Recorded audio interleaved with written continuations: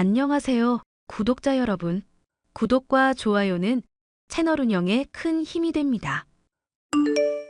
안녕하세요. 저는 정말 사랑했다고 믿었던 여자와 최근 파혼을 하고 힘든 나날을 보내고 있는 30대 남성입니다. 저는 워낙 사람을 좋아하는 성격이라 제 주변에는 언제나 사람이 끊이지 않았는데요. 파혼 이후로 자꾸만 사람을 피하게 되고 모두를 의심하는 버릇이 생긴 것 같아 제 스스로가 낯설게 느껴집니다. 이제는 힘든 과거를 털고 앞으로 나아가야 할 시기가 된 것 같아 이렇게 사연을 보내게 되었습니다.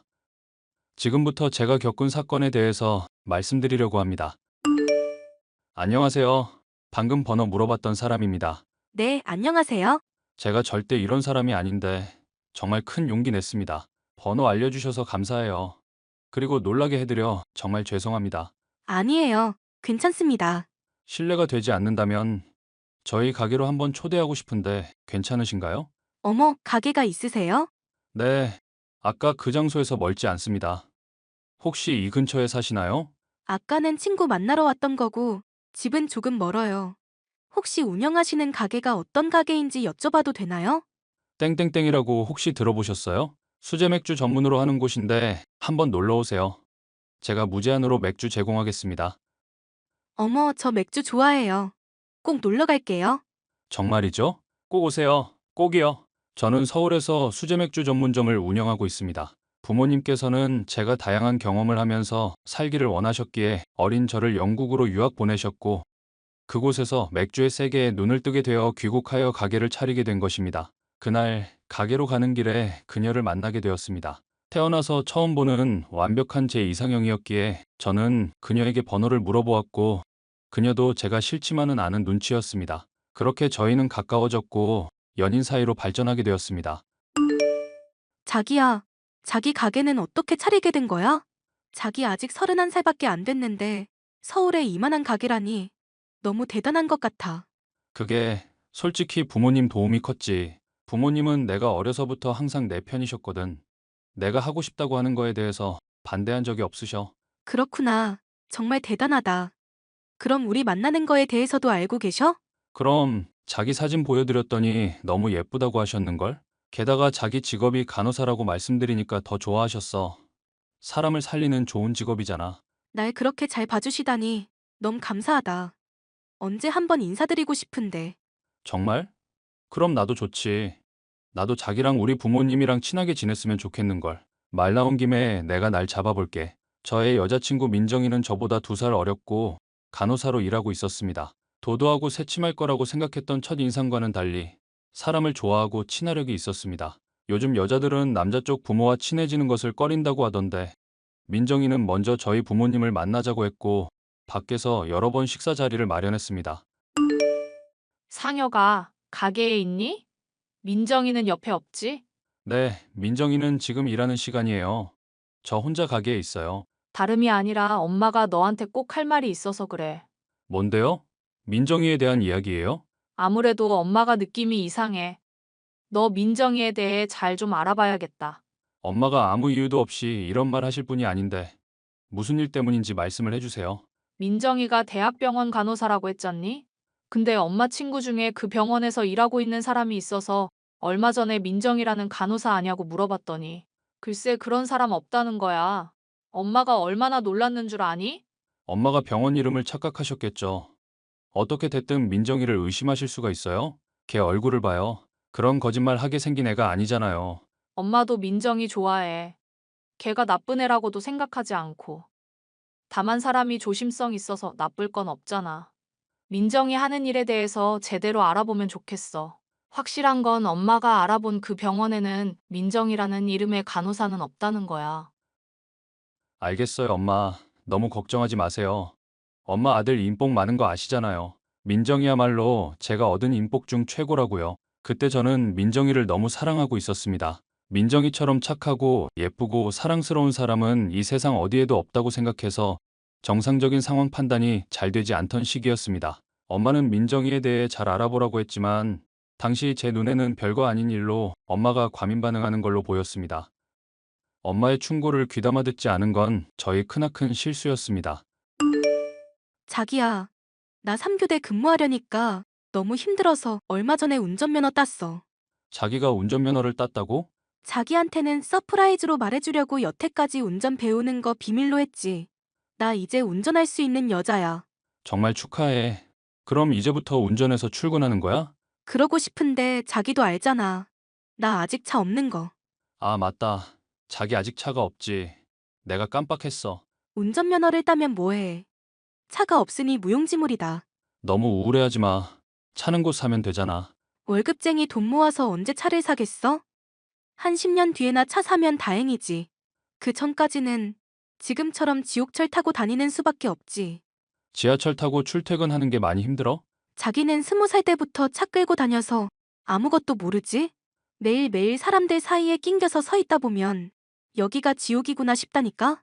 내가 남자친구인데 자기가 그렇게 힘들어하고 있는 줄 몰랐어. 미안해.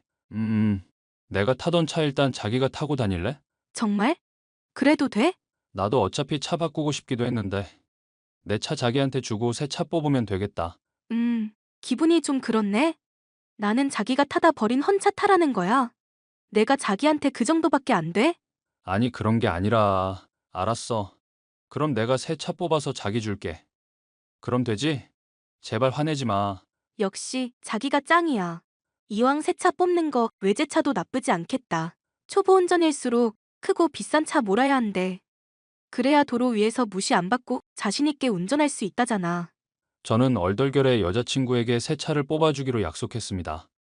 제가 사랑하는 사람이 그렇게 힘들어하고 있는 모습을 보기가 힘들었기에 제 힘으로 여자친구를 행복하게 해주고 싶었습니다.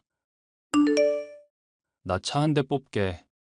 초보 운전자가 몰 건데 도로 위에서 무시 안 당하는 크고 좋은 차로. 웬 초보 운전? 너 운전 잘하잖아. 나 말고 내 여자친구가 운전할 거야. 네 여친이 차 뽑아달래? 와, 보통이 아니네. 만난 지 얼마나 됐다고 벌써 차를 사달래. 내 여자친구 그런 애 아니야. 오해하지 마라. 단단히 빠졌나 보네? 얼마나 이쁘길래 그러냐? 사진 좀 보여줘라. 이건 아직 부모님께는 말 안 한 비밀인데 우리끼리는 결혼 얘기도 하고 있거든. 결혼할 사이인데 차 한 대쯤이야. 뭐야? 이 여자가 네 여친이라고? 네가 민정이를 어떻게 알아? 접점이 전혀 없는데. 내 고객 중에 진짜 큰손 형님 한 분 계시거든. 집도 부자고 집안 전부 전문직. 그분이 결혼할 여자라면서 데려왔던 여자였어. 나한테 차 뽑는다면서. 이름도 안 잊어버린다. 이민정. 정말이야? 너 거짓말이면 죽는 거야. 내가 너한테 뻥을 왜 치냐? 이 여자 완전 또라이야. 그 형님 말로는 이 여자가 본인한테 첼리스트라고 했대. 근데 결혼 준비하면서 식장에서 첼로 연주 좀 해보라고 했더니 아예 악기도 못 만지더라는 거야. 그래서 형님이 조사해봤더니 고등학교도 제대로 안 나오고 이런 식으로 돈 많은 남자 꼬시는 여자였던 거지. 말도 안 돼. 믿고 싶지 않겠지만 사실이야. 얼굴 보니까 딱 알겠네. 너무 예뻐서 잊혀지지도 않는 그 여자 확실해. 저는 그제서야 엄마가 해준 충고가 생각나면서 온몸에 소름이 돋았습니다. 엄마가 민정이에 대해 조심하라는 말을 할 때마다 저는 잠깐 만나다 말 가벼운 사이라고 둘러대며 대화를 회피했습니다. 그런데 사실 저희는 결혼까지 생각하는 깊은 사이였고 곧 결혼 허락을 받으려고 준비하던 차에 이런 사실을 알게 된 것입니다. 저는 너무 놀라 심부름 센터를 통해 민정이에 대한 뒷조사를 하게 되었고 곧 제 친구의 말이 사실이라는 것을 알 수 있었습니다. 자기야, 이번 주 주말에 우리 집에 놀러 올래? 정말? 나 안 그래도 자기 집에 가보고 싶었어. 맨날 밖에서 자기랑 자기 부모님 뵙는 것도 이제 그만할래. 곧 며느리가 될 건데 집에서 인사드리는 게 도리지. 그럼 이번 주 토요일에 내가 자기 집 앞으로 갈게. 같이 차 타고 우리 집으로 가자. 저는 여자친구를 데리고 미리 준비해둔 아파트로 향했습니다. 그곳은 저희 가게에서 일하는 직원이 소유한 아파트였습니다. 재건축 직전인 낡고 허름한 아파트였는데 더 이상 그곳에서 살기가 어려워서 가구도 그대로 둔 채 다른 곳으로 이사 나와 산다고 들은 기억이 있었습니다. 제 사정을 말하고 그곳을 사용할 수 있도록 양해를 얻었습니다. 자기야, 왜 말도 없이 뛰쳐나가? 화나는 일 있어? 너 부잣집 도련님 아니었어? 근데 집이 이게 뭐야? 이 집이 어때서? 이 집이 어떠냐고? 멍멍이 개집도 이것보단 낫겠다. 이딴 집에서 사는 인간하고는 절대 결혼 못해. 넌 파혼이야. 거렁뱅이 놈아. 그럼 자기는 날 사랑한 게 아니라 내가 부잣집 아들인 것 같아서 만났다는 소리네? 당연하지. 솔직히 네가 처음에 나한테 말 걸었을 때 진짜 너 별로라고 생각했거든. 근데 네가 부모가 차려준 가게 하고 있다길래 너랑 만난 거야. 네 부모 돈 많고 나 호텔 식당 데려가길래 너랑 결혼까지 생각한 거라고. 근데 어떻게 나한테 사기를 칠 수가 있어? 내가 너한테 무슨 사기를 쳤는데? 너야말로 전부 사기잖아. 대학도 안 나온 네가 무슨 간호사야. 그래, 나 간호사 아니다. 어쩔래? 나는 직업 하나 구라쳤지.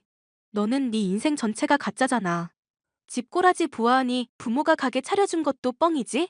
부자인 척 하려고 외제차 끌고 호텔 식당 다니고 애썼다 진짜. 하마터면 저런 거지 깽깽이랑 결혼할 뻔했네. 나이스.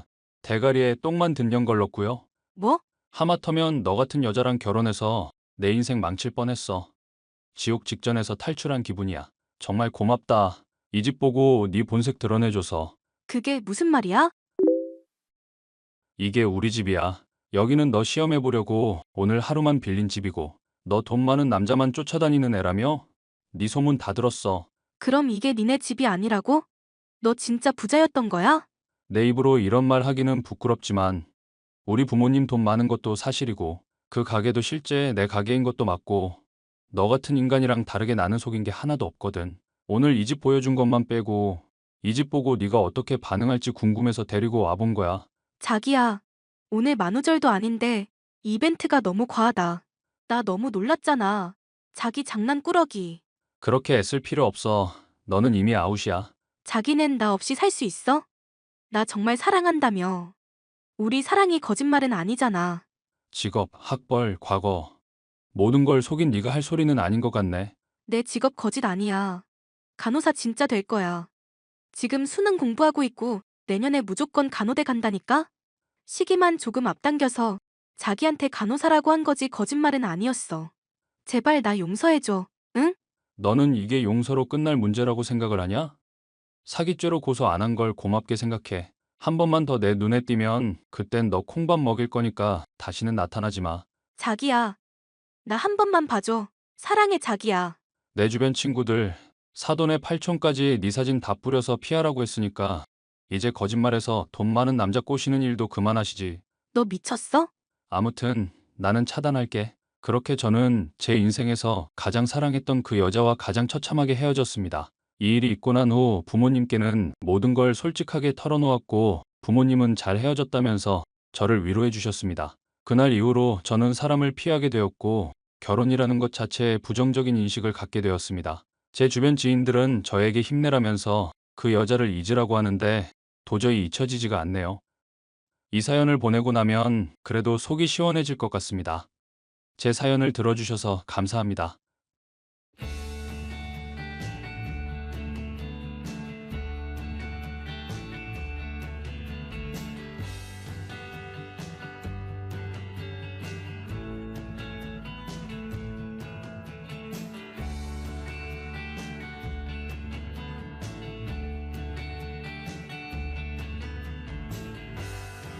안녕하세요, 구독자 여러분. 구독과 좋아요는 채널 운영에 큰 힘이 됩니다. 안녕하세요. 저는 30대 초반 여자로 아이는 아직 없지만 남편과 함께 행복한 하루하루를 보내고 있습니다. 그런 제가 얼마 전에야 아빠와 간신히 화해를 할 수 있었는데 그 과정에서 사람을 매번 돈으로 무시하고 기어오르던 손아래 똥설을 혼쭐 내준 사연에 대해 말을 해볼까 해요. 야, 오늘 재수 씨 봤는데 완전 성격 장난 없더라. 진용이 걔는 가만 보면 기센 여자들만 만나고 다닌다니까? 어떻게 부모님 있는 자리에서 지 남편 머리를 때릴 수가 있지? 내 말이 바로 그 말이야. 전에 나한테도 은근슬쩍 반말하고 맘먹으려 들었다고 말했잖아. 그때는 내가 말해도 안 믿더니 당신 이제는 좀 믿어줘? 나야 그때는 재수 씨 성격 잘 모를 때였으니까. 그런데 이게 사람이 알면 알수록 어째 기운이 싸하네? 이런 사람인 줄 알았으면 내가 상견례 때 너 어떻게든 뜯어말렸을 텐데. 이미 지난 일을 뭐 어쩌겠어. 그래도 서방님이 온순한 사람이니 같이 지내다 보면 좀 유해지겠지. 그리고 서방님 돈 잘 버셔서 경제권도 서방님이 다 갖고 있는데 앞으로도 쭉 그러겠어? 그래야 할 텐데 진짜 걱정이다. 아, 당신도 그거 봤었지? 엄마 아빠한테 머리 때린 거 목이 붙어서 잡아준 거라고 둘러댄 거. 표정 하나 안 변하고 거짓말 하는데 기막히지 않아?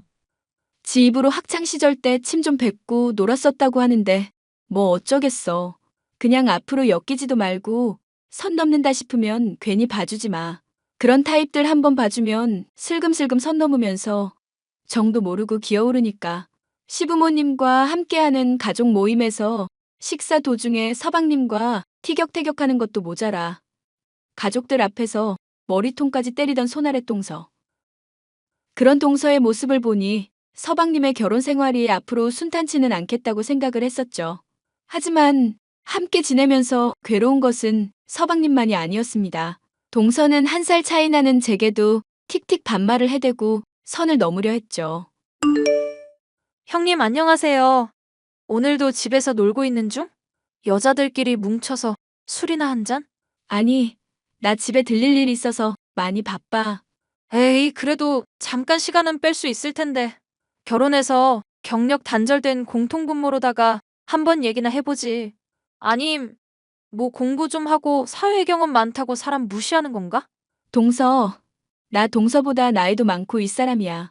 그런데 전에도 그렇고 말할 때마다 슬쩍슬쩍 반말하는 거 좀 많이 불편하네. 아, 그러셨어요? 제가 원래 친한 사람일수록 편하게 대하다 보니 엄마랑 아빠한테도 말을 편하게 하거든요. 친하게 지내고 싶은 마음은 알겠는데 내 나름대로 바빠서 그래. 앞으로 부르고 싶은 일 있으면 이렇게 당일 약속 잡지 말고 미리 말을 해줘. 그래야 일정을 보고 나갈지 말지 결정을 하지. 안 그래? 오, 우리 형님 진짜 기가 세시네. 저도 어디 가서 한가락하는 편인데 어쩜 이렇게 할 말을 따박따박 다 하실까? 당연한 말 하는 건데 기세고 자시고 할 거 있나? 우리 서로 기본적인 것만 잘하자고. 네, 우리 형님 무서워서라도 앞으로 그렇게 해야겠네. 아차차, 그렇게 해야겠네요. 잘 알겠습니다. 사실 제가 당시 바쁘다고 했었던 것은 단지 동서를 피하기 위해서만은 아니었습니다. 내정해줬던 약혼남이 있었는데 이게 싫었던 제가 현재의 남편과 결혼을 하게 되어 아빠와는 사이가 좋지 않아진 상황이었거든요. 회사를 운영하고 있던 사장님이었던 아빠는 사업을 물려받을 수 있는 남자와 결혼하길 바라셨지만 저는 그 뜻을 따르지 않았고 갈등이 있는 상황이었죠. 예, 오늘은 찾아오면 안 될 것 같다. 네 아빠 몸도 그렇고 기분도 많이 안 좋아져서 그래. 너 방문해도 절대 문 열어주지 말라는 거 보니까 화가 안 풀릴 것 같아. 그이랑 나 결혼한 지도 벌써 3년이나 지났는데 아직까지 그러셔? 이미 결혼까지 한마당인데 대체 언제까지 반대를 하시려고 그러시냐 정말. 나도 속상하지만 어쩌겠니? 너나 네 아빠나 서로 고집투성이인걸. 그래도 너가 몇 번 접어주고 이렇게 찾아줘서 한시름 놓았었는데 또 이러니 나도 심란하다. 뭐, 나 갑자기 더 보기 싫어지신 이유라도 있고? 평소에는 싫은 척해도 오면 내심 좋아하시더니. 네 아빠 옛날 사람이라 사업은 남자가 꼭 물려받아야 한다고 생각하잖니. 요즘 따라 몸이 안 좋아지니까 초조해져서 더 그러나 보다. 아빠도 참 이해 안 가는 사람이야. 나 대학이며 유학이며 가기 싫다는 거 억지로 다 보내놓으시더니. 사업은 남자가 무조건 물려받아야 한다면서 반대하시는 게 참 납득이 안 간다. 네 아빠 속을 누가 알겠니? 하여튼 너는 오늘 찾아오지 마라. 아니, 당분간은 집 찾아오고 괜히 그럴 필요 없다. 괜히 와서 서로 얼굴 붉히고 스트레스만 받지. 회사는 잘 운영되고 있고 예, 그런 거 신경 쓸 시간에 손주나 볼 생각을 해. 네 아빠 그래도 애들 좋아하잖니. 너나 김서방이 애 가지면 그때는 뭐 반대고 뭐고 그 고집쟁이도 인정하겠지. 결혼도 인정 안 하시는 분이 그런 얘기 들으면 어지간히 좋아하시겠다. 그 문제는 나랑 김서방이 신경 쓰고 있으니까 걱정 마셔. 아빠의 회사에 다니면서 일을 열심히 배우고 있던 저는 반대하는 남편과의 결혼 때문에 회사도 집안도 나와야만 했습니다. 아빠로부터 집에서 내쫓기다시피 했던 상황인지라 상견례 때도 엄마만 참여를 했었고, 덕분에 가족들은 아빠가 회사의 사장이라는 것을 모르는 상황이었죠.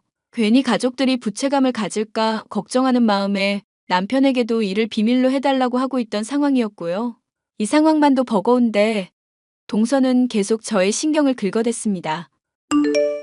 형님, 나 궁금한 게 생겼는데 병원 가서 확인해보니까 나 애가 생겼더라고요. 그런데 임신 이거 해도 괜찮은 거 맞나? 애를 가졌으면 임신하는 게 당연하지 뭘 그런 걸 묻고 있어. 어쨌거나 임신한 거 축하해. 아니, 임신한 게 이게 축하할 일이 아니라니까요. 괜히 임신했다가 주름 자글자글해지고 노화오고 이런 거 질색인데. 서방님 회사 다니면서 잘 나가시고 돈도 잘 버시잖아.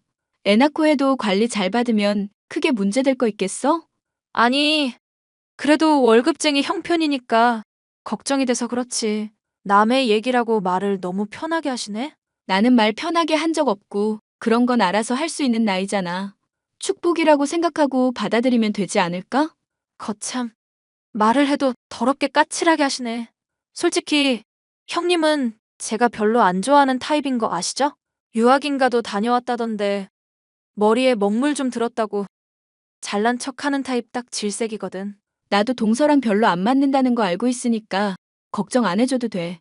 엮이고 싶지 않은 건 나도 마찬가지니까 앞으로 서로 주의하자.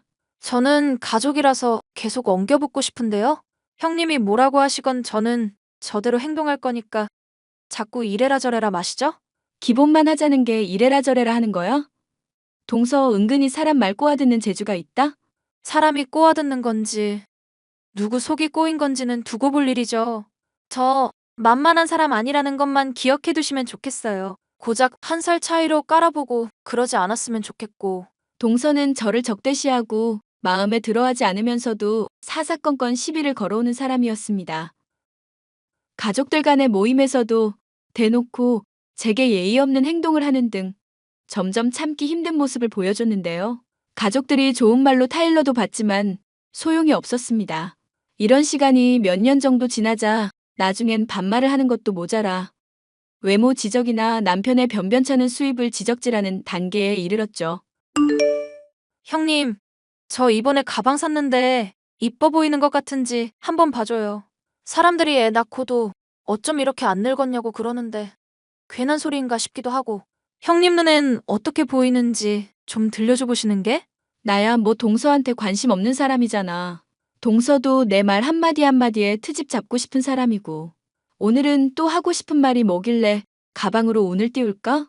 아, 한 살 차이인데 나랑 왜 이렇게 마음이 안 맞지? 그냥 내가 던져주는 거 그대로 좀 받기만 하면 될 텐데. 동서가 매번 나한테 던진다는 말이 반말 아니면 자기 자랑이잖아. 그것도 아니면 내 남편 월급이나 내 외모 지적질이고. 안 그래? 에이, 그것 말고 애 못 가지고 있는 것도 있죠. 솔직히 애 가지고도 나중 생각 안 하고 돈 쓰고 다니는 건 뭔 생각인가 싶어. 돈도 안 버는 애 엄마가 너무 막 써대기만 하는 거 아니야? 그걸로 공격할 줄 알았다. 저요, 형님이 그런 소리 할까봐 좋은 회사에 취직했거든요. 제가 가방 사고 관리받는데 드는 비용들 다 제가 번 돈으로 하는 거라고요. 아, 동서 취직했구나. 축하해. 뭐 하는 회사인지는 모르겠지만 열심히 잘 다녔으면 좋겠다. 회사에서 나한테 하듯이 사람들한테 하지는 말고. 나도 생각이 있는 사람인데 그럴 수 있나? 차별하고 막말하는 거 사람 가리면서 하거든? 또 반말한다. 동서 진짜 정신 못 차리네. 아이쿠, 죄송. 제가 아주 마음에 들고 좋은 회사에 취직을 해놨거든요. 그래서 기분이 좋아서 술 한잔 했더니 자꾸 존대랑 반말이 왔다 갔다 하네? 동서가 본색까지 숨겨가면서 들어간 회사가 어딜지 궁금했습니다. 남편에게 일을 물어봤더니 의외의 얘기를 들을 수 있었는데요. 요즘 재수 씨 속도 예전처럼 마냥 편하진 않을 거야. 왜? 세상이지 안방 마냥 편해 보이는 사람이 동서인데. 당신만 알고 있어. 진용이 회사에서 횡령하다가 잘렸다더라. 얼마 전에 나한테 술 마시고 털어놓더라고. 세상에? 그 바른 생활 서방님이 어쩌다 횡령을 해? 왜겠어? 감당 안 되는 재수 씨 소비 때문이겠지. 하여튼 소송당해서 감옥 들어갈 뻔한 거 간신히 합의하고 지금 안 좋은 집으로 이사 가고 난리도 아니래. 서방님이 딱하긴 한데 동서가 더 황당하네. 그럼 지금 횡령한 돈 때문에 합의금 물어주고 집도 팔아버린 마당인데도 돈 써대고 있다는 거야? 그래놓고 나한테는 서방님 벌이 여전히 괜찮은 척 사치 부리면서? 재수 씨야 뭐 포기했고 진영이 이것도 문제야. 지가 지 무덤을 왜 파냐고. 동서 성격 당신도 알잖아. 서방님이 오죽 시달렸겠어? 살면서 싸움 한 번 안 해보고 욕 한마디 못하는 성격에 동서 성격 감당이나 됐겠냐고. 그건 그런데 하여튼 당신 이 일은 절대 모르는 척하고 있어. 재수 씨도 회사 취직해서 빚 메꾸려고 하고 있으니까 고생하면서 정신 차리겠지. 얘기 들어보니까 엄청 좋은 회사에 취직한 것 같던데? 무슨 회사인지 혹시 들은 얘기는 없고? 그런 얘기까지는 못 들었지. 단순 사무보조로 취직한 거라는데 복지며 수당은 괜찮은 편이다. 정도? 동서에 대해서 굳이 더 알고 싶은 마음도 없었기 때문에 저는 그 뒤로는 신경을 끄고 살았었는데요. 그런 동서가 다니는 회사를 알게 된 것은 정말 우연이었습니다.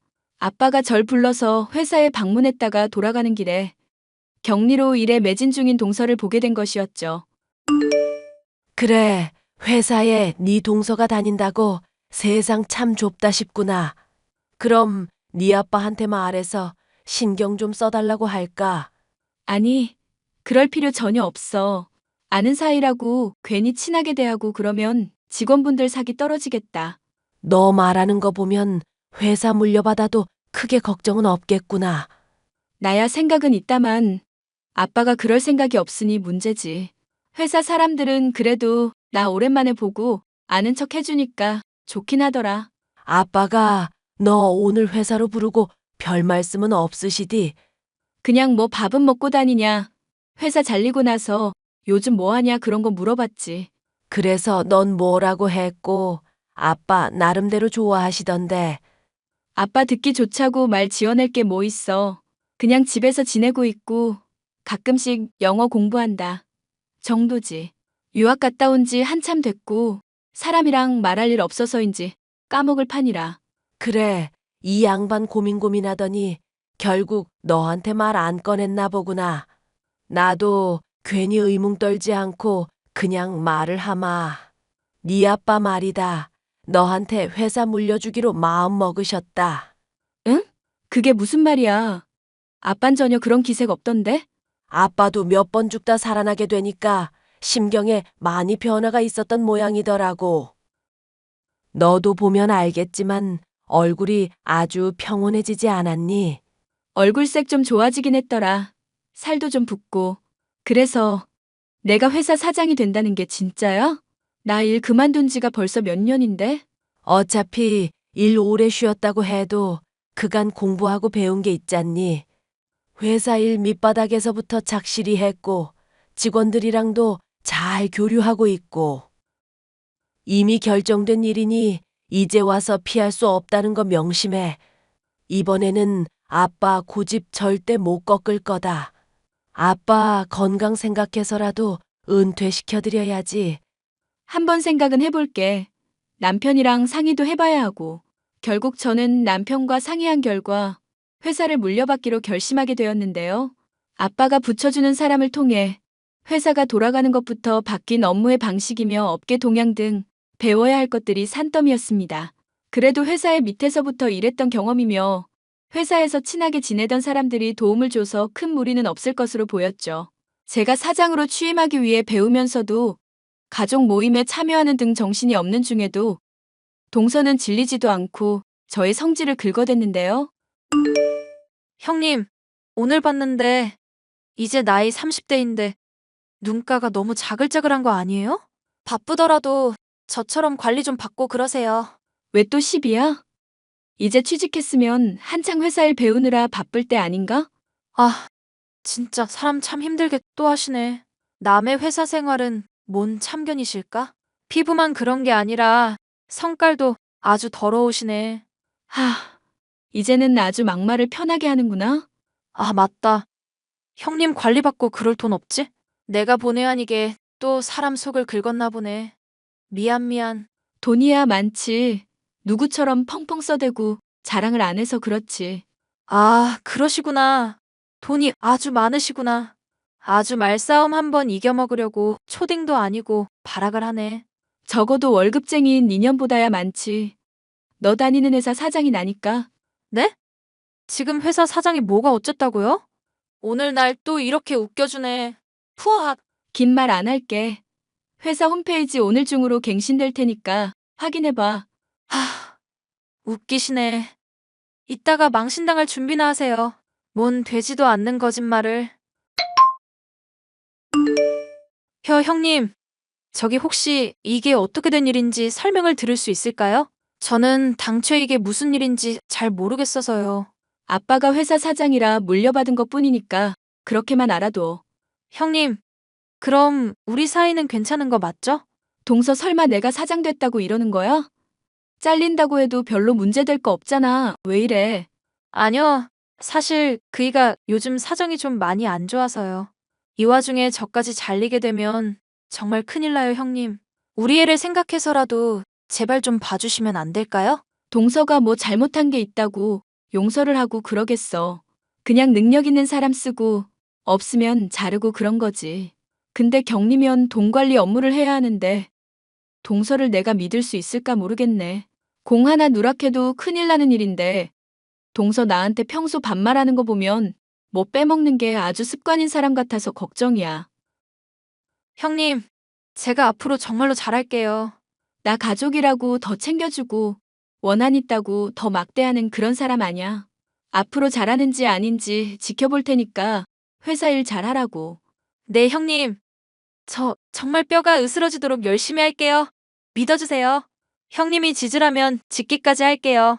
헛소리 그만하고 앞으로 소비도 형편에 맞게 하고 내가 서방님이랑 애봐서 당장은 참는데 앞으로도 실망하는 꼴 보이면 바로 탈락이야. 네, 정말 감사합니다. 제가 회사 사장이란 걸 알게 된 동서는 가족 때문인지 성질을 죽이고 제 눈치를 보는 등 눈에 띄게 절 대하는 태도가 달라졌는데요. 이 모든 게 아빠와 화해한 덕분인 걸 생각해보면 누군가와 척을 지고 산다는 것이 얼마나 힘들고 괴로운 일인지 알 것 같네요. 언젠가 동서가 진심으로 제게 사과하고 자신의 못난 모습들을 돌아보는 날이 올지 모르겠지만 사람이 쉽게 바뀌지 않는다는 걸 알고 있으니 앞으로도 주의하고 지켜볼 생각입니다. 사연 마지막까지 함께 해주셔서 감사합니다.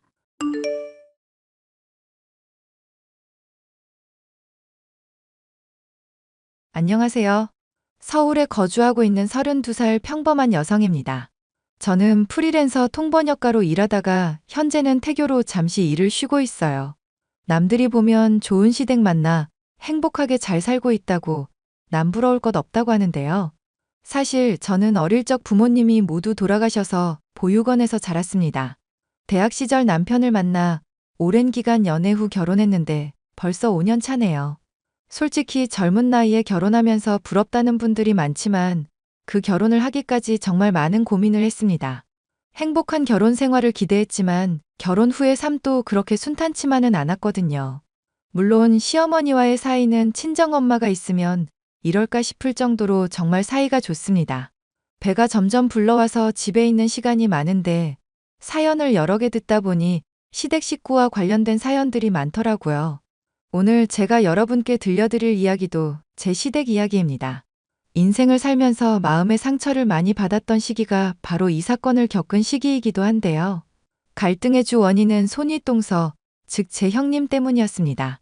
사사건건 저에게 시비를 거는 건 물론이거니와 드라마에서 보던 것처럼 온갖 멸시를 받았거든요. 이중적인 그 여자의 모습을 생각하면 아직도 치가 떨린답니다. 어떤 사연인지 궁금해하실 것 같으니 지금 바로 시작할게요. 여보, 오늘 병원 갔다 왔어? 응, 조금 전에 병원에서 나오는 길이야. 대기를 얼마나 했던지. 고생했어. 우리 여보 병원에서는 뭐래? 김 교수님이 잘해주셨어? 응, 어머님이랑 당신이 신경 써주신 덕분이지. 수술 자국도 깨끗하고 완치됐대. 6개월에 한 번씩만 컨디션 체크만 하러 오래. 우와, 잘됐다.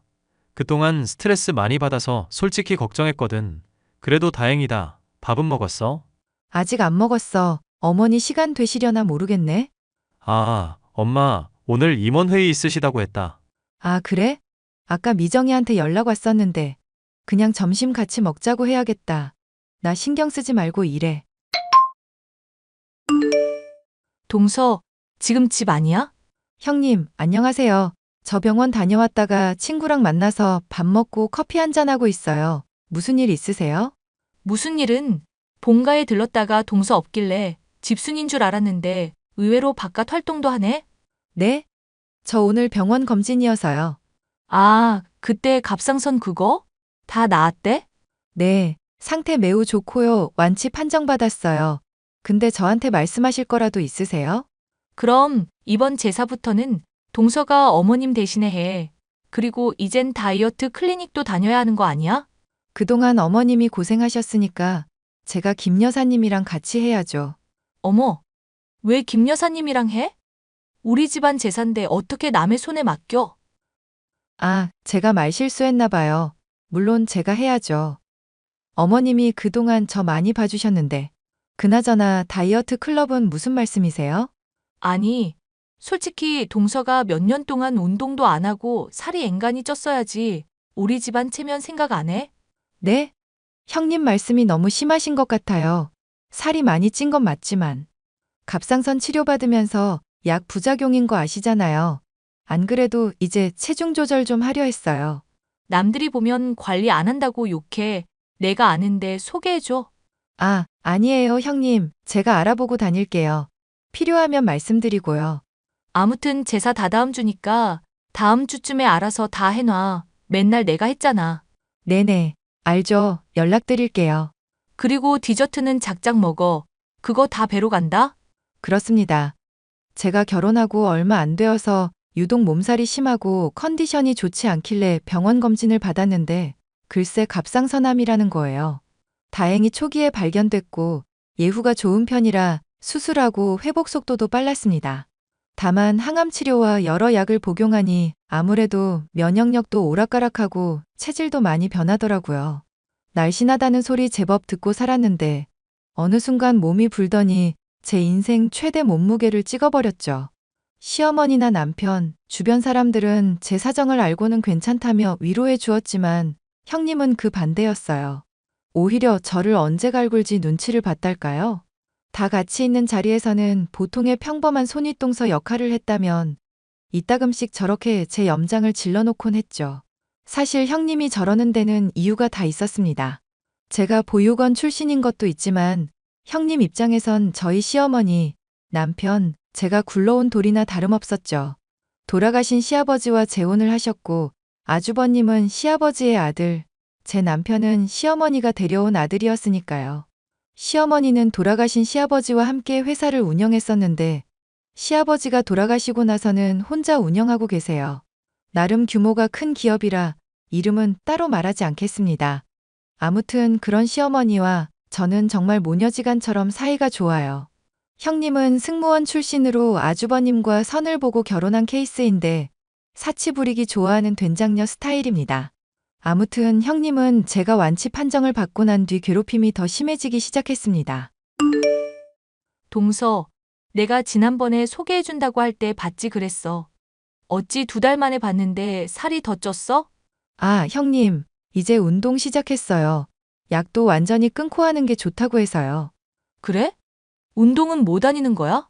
갑자기 격한 운동은 못해서 필라테스 좀 해보려고요. 집에서도 틈틈이 홈 트레이닝 해볼까 해요. 그이가 도와준다고도 했고요. 뭐? 필라테스? 아니, 그럼 동서 레깅스 같은 건 어디서 사야 해? 따로 주문 제작하는 거야? 네? 무슨 말씀하시는 거예요? 아니, 그렇잖아. 동서 몸에 맞는 게 있긴 해? 한 3X 라지 입어야 하는 거 아니야? 뭐 빅사이즈 찾아봐야겠죠? 제 몸이 이런데 별 수 있나요? 뭐? 빅사이즈? 동서도 어지간히 넉살 좋다. 아니, 자존심도 안 상하나? 식단 조절한다면서 샐러드 먹는데 양푼에다 먹고 그런 거 아니지? 형님, 적당히 해주세요. 농담이 좀 지나치신데요? 어머, 기분 나빴구나. 그런데 뭐 어쩌겠어. 사실이 그런데 필라테스 그거 아무나 하는 거 아니야. 형님은 날씬하시고 몸매도 좋으셔서 좋겠어요. 저도 부지런히 운동해서 날씬해져 볼게요. 한참 운동해야겠다. 호박에 줄 긋는다고 달라질 건 없겠지만. 아무튼 열심히 해봐. 그런 의미로 내가 집으로 디톡스 주스 보내줄게. 이거 유명한 데서 만드는 거라 도움될 거야. 또 맛있다고 하마처럼 다 먹어버리지 말고. 형님은 틈만 나면 저에게 다이어트에 대한 압박을 가하기 시작했고, 대놓고 무안을 주기도 했습니다. 가끔 회사에서 임원진들 부부 동반 모임을 하거나 공적인 자리에 나갈 때면 사람들 보는 눈 좀 생각하라며 제 생각해 준답시고 대놓고 물 먹인 적도 있었고요. 솔직히 날씬한 몸은 아니지만 어디 가서 부족하다는 이야기 못 들어보고 살았거든요. 형님은 제가 집에서 먹고 자고 싸기만 하는 한량 취급을 하셨어요. 제가 몸을 어느 정도 추스르고 통번역 일을 시작할 때였습니다. 시어머니가 운영하는 회사에 속해 일을 하고 있었는데 해외 업무가 많다 보니 문서나 해외 자료를 번역하고 검토해주는 업무를 했었거든요.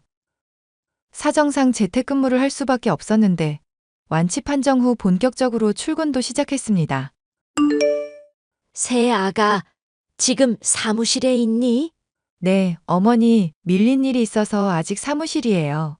퇴근 시간이 지났는데 퇴근하지 않고 이제 다시 일하기 시작했는데 이왕 도와드리는 거 확실히 하려고요. 일하는 게 재밌기도 하고요. 엄마, 이 사람 좀 말려줘요.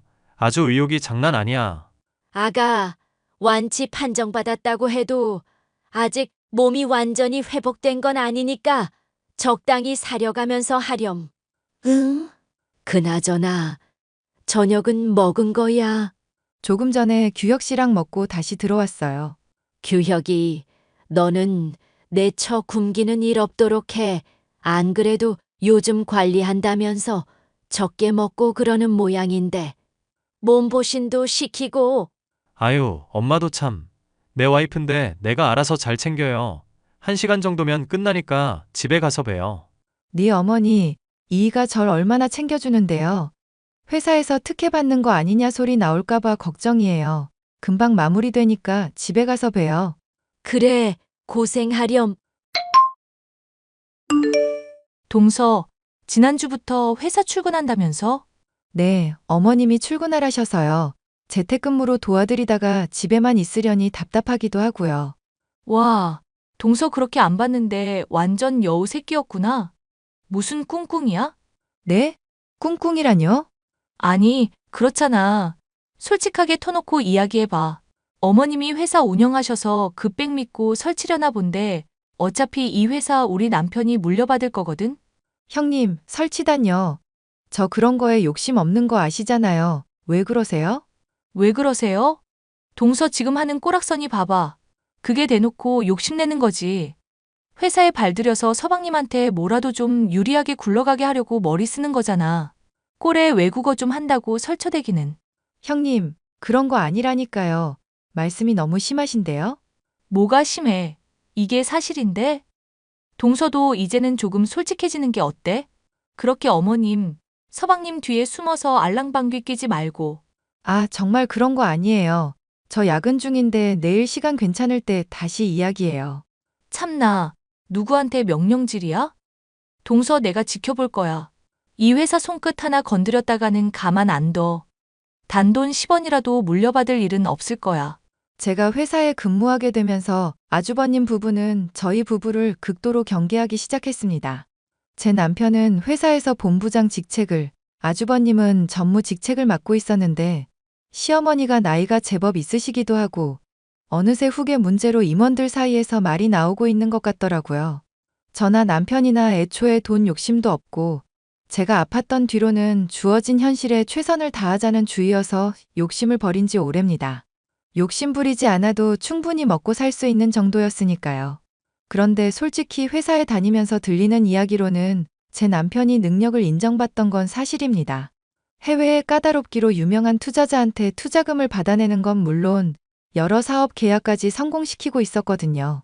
그에 반면 아주버님은 직책에 비해 하는 일도 없으면서 아랫사람 부리기 좋아하는 스타일이었고요. 도둑이 제발 저린다는 말이 있듯이 자기들한테 뭔가 위기감이 생기니 더욱더 발악하는 것 같았습니다. 그러다 코로나가 창궐하면서 저희에게도 검은 먹구름이 드리웠습니다. 시어머니가 코로나에 걸린 뒤 건강 상태가 급격히 안 좋아지셨거든요. 결국 경영에서 물러나기로 결심을 하셨고 두 형제 중 한 명에게 경영권을 일임할 생각이셨습니다. 어머니, 몸은 좀 어떠세요? 면회금지라 가보지도 못하고 혼자 적적하셔서 어떡해요? 요즘 코로나가 워낙 극성이잖니. 안 그래도 컨디션 안 좋았는데 이참에 일 관두라는 신의 뜻인가 보다. 그나저나 너는 몸 상태 어떻니? 저야 괜찮죠. 운동 시작하고 더 좋아진 것 같아요. 제 걱정은 마시고 어머님 몸이나 챙기세요. 면회 풀리면 찾아뵐게요. 자주 연락드리고요. 그래, 말이라도 고맙다. 그나저나 큰애한테서 연락 없었니? 네, 딱히 없었는데요. 왜 그러세요? 사실 얼마 전에 날 찾아왔더구나. 뭐가 그렇게 급한지. 당연히 수혁이한테 회사 넘겨줘야 하는 거라면서 눈 똑바로 뜨고 이야기하는데 기가 다 막히더구나. 솔직히 어머님, 저희는 회사 물려받을 욕심 없어요. 지금도 충분하고요. 돌아가신 네 시아버지의 뜻인데 어떡하니? 누구든 회사를 잘 이끌어갈 사람한테 물려주라고 나한테 신신당부를 했다. 아, 그러셨구나. 어머님 마음 편하신 대로 하세요. 그게 답인 것 같아요. 그렇게 말해주니 좀 낫구나. 어찌마 마음이 복잡하던지. 그래도 큰애가 엄마라고 불러주는 게 참 다행이다 싶다. 그런 말씀 마세요. 어머니는 최선을 다하셨고, 그래도 아니면 서로 인연이 아닌 거죠. 너무 깊게 생각하지 마세요. 지금은 어머님 건강부터 챙기셔야죠. 그래, 알겠다. 괜한 시간 뺏었네. 어서 쉬렴. 네, 들어가세요. 결국 의도치 않게 아주버님과 남편은 경영권을 둘러싸고 나름의 세력 다툼을 벌이기 시작했습니다. 남편과 저는 정말 회사의 뜻이 없었지만 그래도 회사엔 누가 될 수 없다며 마음을 다 잡더군요. 남편과 저는 평소와 똑같이 회사에 출근하며 업무하던 게 전부였어요. 그런데 어느 날부터인가 왠지 모를 불안감이 생겼어요. 누군가 저희 부부의 뒤를 쫓는다거나 우연히 교통사고가 날 뻔한 적도 있고 위기가 몇 번 있었거든요. 심지어 장난 문자, 장난 전화, 스팸 이메일 테러 등 가끔은 이해할 수 없는 일도 생겼고요. 그러다 제가 혼자 야근하고 퇴근하던 길이었어요. 밤 11시가 다 되어서야 퇴근해서 회사 앞 횡단보도를 건너려는데 그만 사고를 당한 겁니다. 순간 정신을 잃었던 탓에 자세히 기억은 나지 않지만 검은색 차량에 치였던 것만 생각나더라고요. 결국 남편은 더 이상은 안 되겠다 싶었는지 경찰에 수사를 의뢰했고 혹시 몰라 아주버님 부부의 뒷조사를 하기 시작했습니다. 며칠 뒤 경찰과 흥신소 직원으로부터 받은 연락은 가히 충격적이었어요. 제 사고의 범인이 붙잡힘과 동시에 크고 작은 사건들의 배후가 밝혀졌거든요. 이 사실을 시어머니께 알려야 하나 고민을 하는데 형님이 저를 식사 초대하시더라고요. 의중을 한번 떠보고자 초대에 응했고 별일 없이 식사 자리를 마무리하고 집으로 돌아왔죠. 하지만 깜빡한 게 있었다며 형님에게 연락이 오더군요. 동서, 집에는 잘 들어갔어? 내가 깜빡하고 못 준 게 있어서. 네? 뭔데요? 아니, 아까 갈비찜 잘 먹길래 그거 더 챙겨줄 걸 그랬네. 근데 동서는 없이 살아서 그런가? 밥을 무슨 3일 굶은 똥개 새끼 마냥 먹어? 네? 지금 뭐라고 하셨어요? 아니, 웃기잖아. 그렇게 개걸스럽게 처먹으니까 살이 디룩디룩 찌는 거야. 아니, 기분 좋게 마무리하고 왜 이러세요? 왜 자꾸 저한테 스트레스 주시냐고요? 내가 스트레스를 줘?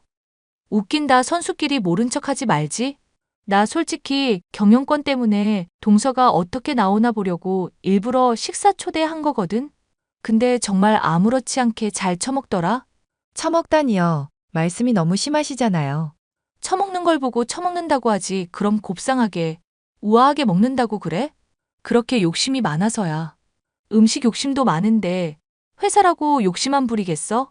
하, 욕심은 형님이 부리시는 거고요. 그깟 회사 형님이 가지시던지 볶아 드시던지 알아서 하세요. 역시 동서다. 또 먹는 거랑 연관짓네? 먹는 거 참 좋아하는 것 같은데 우리 집 개밥도 먹어볼래? 여기 개밥도 있는데 이것도 먹어봐. 고급 사료야. 아이고, 그 귀한 걸 저한테 주시다니 감사히 잘 먹을게요. 반응이 왜 이래? 저기요, 형님 분명히 말씀드렸어요. 저는 재산에 욕심 없고 회사도 물려받을 욕심 없고요. 그건 그이도 마찬가지고요. 저도 더는 못 참겠어요. 평생 이러고 살 거 생각하면 치가 떨려요. 무슨 뜻이야? 알아듣게 말해. 제가 그냥 입 다물고 있으려고 했는데요. 가만히 있다가는 진짜 죽을 것 같아서요. 무슨 뜻이냐고. 형님, 지난번 제 뺑소니 사고 사주하셨더라고요. 그뿐만이 아니라 저희 회사에 유언비어 퍼뜨리시고 저번에 집에 도둑도 들어서 귀중품 다 털어가고 그랬는데 얼마 전에 경찰에서 연락이 왔더라고요. 범인 잡았는데 배우자로 형님 이름을 말하던데요. 지금 그 말을 믿는 거야? 어떻게 가족인 나보다 그딴 놈들 말을 믿어? 그딴 놈들이 누군데요? 아, 범인이 한 사람이 아니고 여러 명이구나. 아무튼 저는 이대로 못 넘어가요. 돈은 필요 없으니까 형님 벌 받으세요.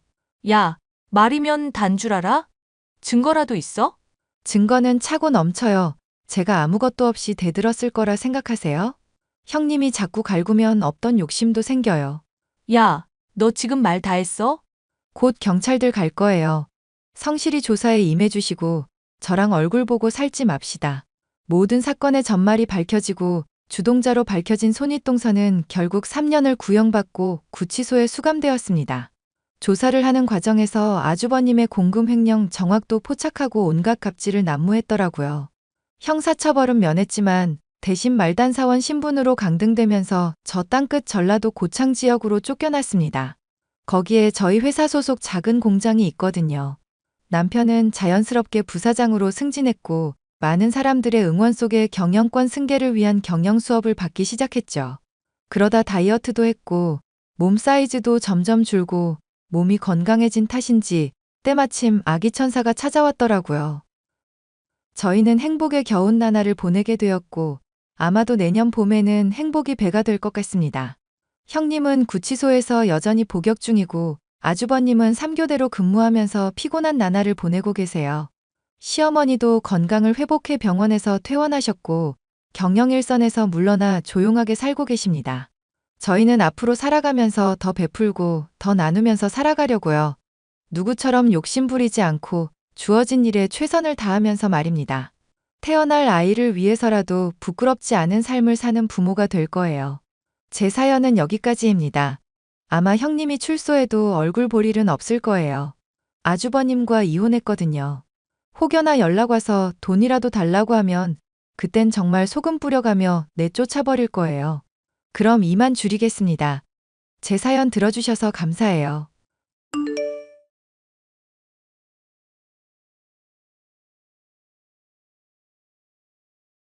안녕하세요.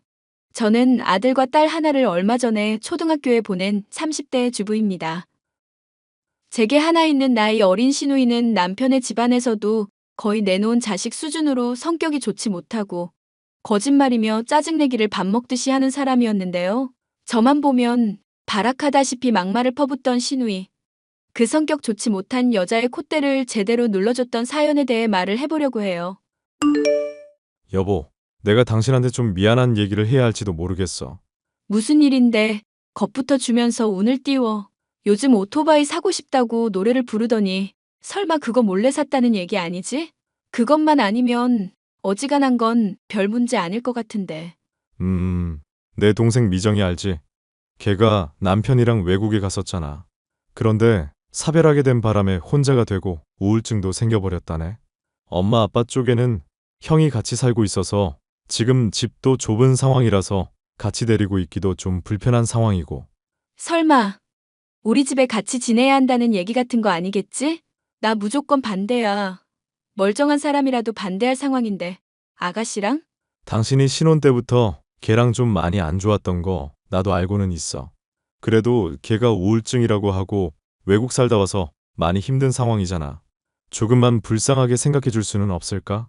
나도 어지간하면 그러고 싶은데 그 성질머리 감당이 안 될 것 같아서 그래. 멋 모를 때야 나도 참았지만 이제 애들도 있는 나이인데 집에서 또 패약질 부리면 화날 게 틀림없고 은근슬쩍 반말하는 것도 진짜 거슬려 죽겠다고. 그럼 일단 당신이 한번 얘기나 해봐. 나도 당신 의견 듣고 판단하겠다고 말은 해놓은 상황이니까. 거절해도 되니까 그 정도만 좀 부탁할게. 알겠어. 그럼 일단 차단해 놓은 거 풀어야겠다. 착하고 다정다감하신 시부모님들과 아주버님, 남편과는 달리 돌연변이나 다름없이 성질 더러운 종자가 바로 신우이였는데요. 명절이며 가족 행사며 만날 때마다 트집을 잡고 사람에게 성질을 부리는 꼴을 보여 한마디 했더니 그때부터는 아주 절 원수마냥 대하는 사람이기도 했죠. 강사로 일하던 외국인과 사고를 치는 바람에 외국에 가게 됐을 때는 알터니가 빠진 기분이 들 정도였는데 다시 한국에 돌아오게 됐다니 머리가 지끈거리는 상황이었습니다. 새언니, 제 얘기랑 사정 이미 들어서 잘 알고 계시죠? 같이 사는 동안 저도 성질 죽이고 최대한 배려하면서 지낼게요. 월세도 꼬박꼬박 드릴 테니까 좀 받아주시면 안 될까요? 네. 당연히 아가씨랑 지내면 저희야 북적거리고 좋죠. 애들 교육에도 외국 살다 오신 분이 도움될 것 같기도 하고요. 언니, 이제 저 예전의 박미정 아니에요. 대충 뭐 걱정하시는지도 알겠고 눈치도 나름 빠삭해졌거든요. 애들 교육에 지장 없게끔 막말이나 욕 같은 거 안 할 테니까 걱정 안 하셔도 돼요. 아, 제가 그걸 걱정한 게 아니긴 한데 신경 써주시면 좋죠. 솔직히 새 언니가 초반에 저 지적해주고 잘못한 거 따끔하게 혼내줬었던 거 짜증났었거든요. 그런데 지금 생각하면 그게 참 많이 고마운 점이기도 하더라고요. 갈등 생기는 것도 귀찮다고 방치해둘 수도 있었는데 그렇게 안 하시고 혼내주신 거잖아요. 외국 살다 보니까 그런 사람이 너무 없고 제 주변에서도 그런 사람이 없어서 많이 외로웠거든요. 저야 뭐 아가씨가 좋아질 수 있을 거라고 생각했었던 점 말했었던 거기는 하죠. 아가씨한테 아쉬운 마음에 저도 표현이 까칠했었던 부분들이 있었던 것 같고요. 그럼 과거의 캐캐묵은 원한 같은 건 이제 없는 거라 생각할게요. 앞으로 잘 지내봐요, 새언니. 사실 신우이의 가장 큰 장점이자 단점은 기분파라는 것이었습니다. 본인 기분이 괜찮을 때는 세상 다 뉘우치고 달라진 사람처럼 굴다가 기분이 나쁘면 폭발을 해서 주변에 히스테리를 부려댔죠. 본인은 성숙해졌다느니 반성했다느니 하지만 저는 그런 모습이 언제고 또 보일 거라 주의하고 있었는데요. 아니나 다를까 같이 살게 된 지 일주일도 안 되어 그런 모습을 슬슬 보이기 시작하더군요. 아니, 제가 청바지랑 따로 빼둔 건 흰 티 물들까봐 그런 거잖아요. 흰 옷인데 이거 완전 시퍼렇게 물든 거 어쩔 거예요? 옷을 망쳤다니 죄송하기는 한데 그런 건 미리 얘기를 해주셨으면 좋았을 텐데요. 아가씨. 그렇잖아도 빨래며 설거지며 식구 하나 늘어서 바쁜 상황인데 저는 그냥 관성적으로 할 정신밖에 없어서요. 저 남편 사별한 지 아직 한 달도 안 됐거든요. 지금 제 심정은 지옥불에 구르고 있는 것 같은데 고작 사과 한마디가 힘들어서 이러시는 거예요? 고작 사과 한마디가 아니라 같이 살면서 서로 배려해 나가기로 했잖아요. 의사소통 열심히 하기로 하겠다는 말에도 동의하셨고요. 청바지 건은 제가 죄송하게 됐는데 미리 말을 해주셨으면 좋았을 일이 계속 터지니까 저도 힘드네요. 뭐 또 치약 중간부터 짠 거며 거울 맨손으로 만지지 말라. 뭐 그런 거 참아줬다고 말하시려는 거 맞죠? 아니 사람이 무슨 강박증도 아니고 깔끔을 왜 그런 것에만 떨어대시냐고요. 꼼꼼한 척은 다 하면서 세탁기에 청바지랑 흰 티 같이 돌리지 말라는 상식은 모르시고. 그럼 지금 아가씨는 잘못을 하나도 안 하셨다는 거예요? 새언니, 솔직히 지금 제가 제정신으로 보이세요? 저 하루하루가 미칠 것 같아서 길거리 돌아다닐 때마다 그 생각해요. 누가 나 좀 시비 걸어줬으면 좋겠다. 그럼 시비 걸린 김에 싸우고 머리채 죄다 뜯어서 신나게 분풀이라도 할 텐데. 그런 생각하고 살아요, 제가. 아니, 대화를 하자고 해놓고 왜 그러세요, 자꾸. 그러니까 제 성격 건들지 마세요, 자꾸. 제 분풀이 대상 되고 싶지 않으시면 알아서 몸살이시라고. 알겠어요? 같이 살게 된 지 얼마나 됐다고 본색을 드러내기 시작하는 신우이로 스트레스가 이만저만이 아니었죠. 신우이를 내보내는 문제에 대해 얘기해보기 위해 저는 남편에게 신우이가 한 말과 행동들을 죄다 전달했죠. 남편은 제게 많이 미안해하면서도 많이 심란해하더군요.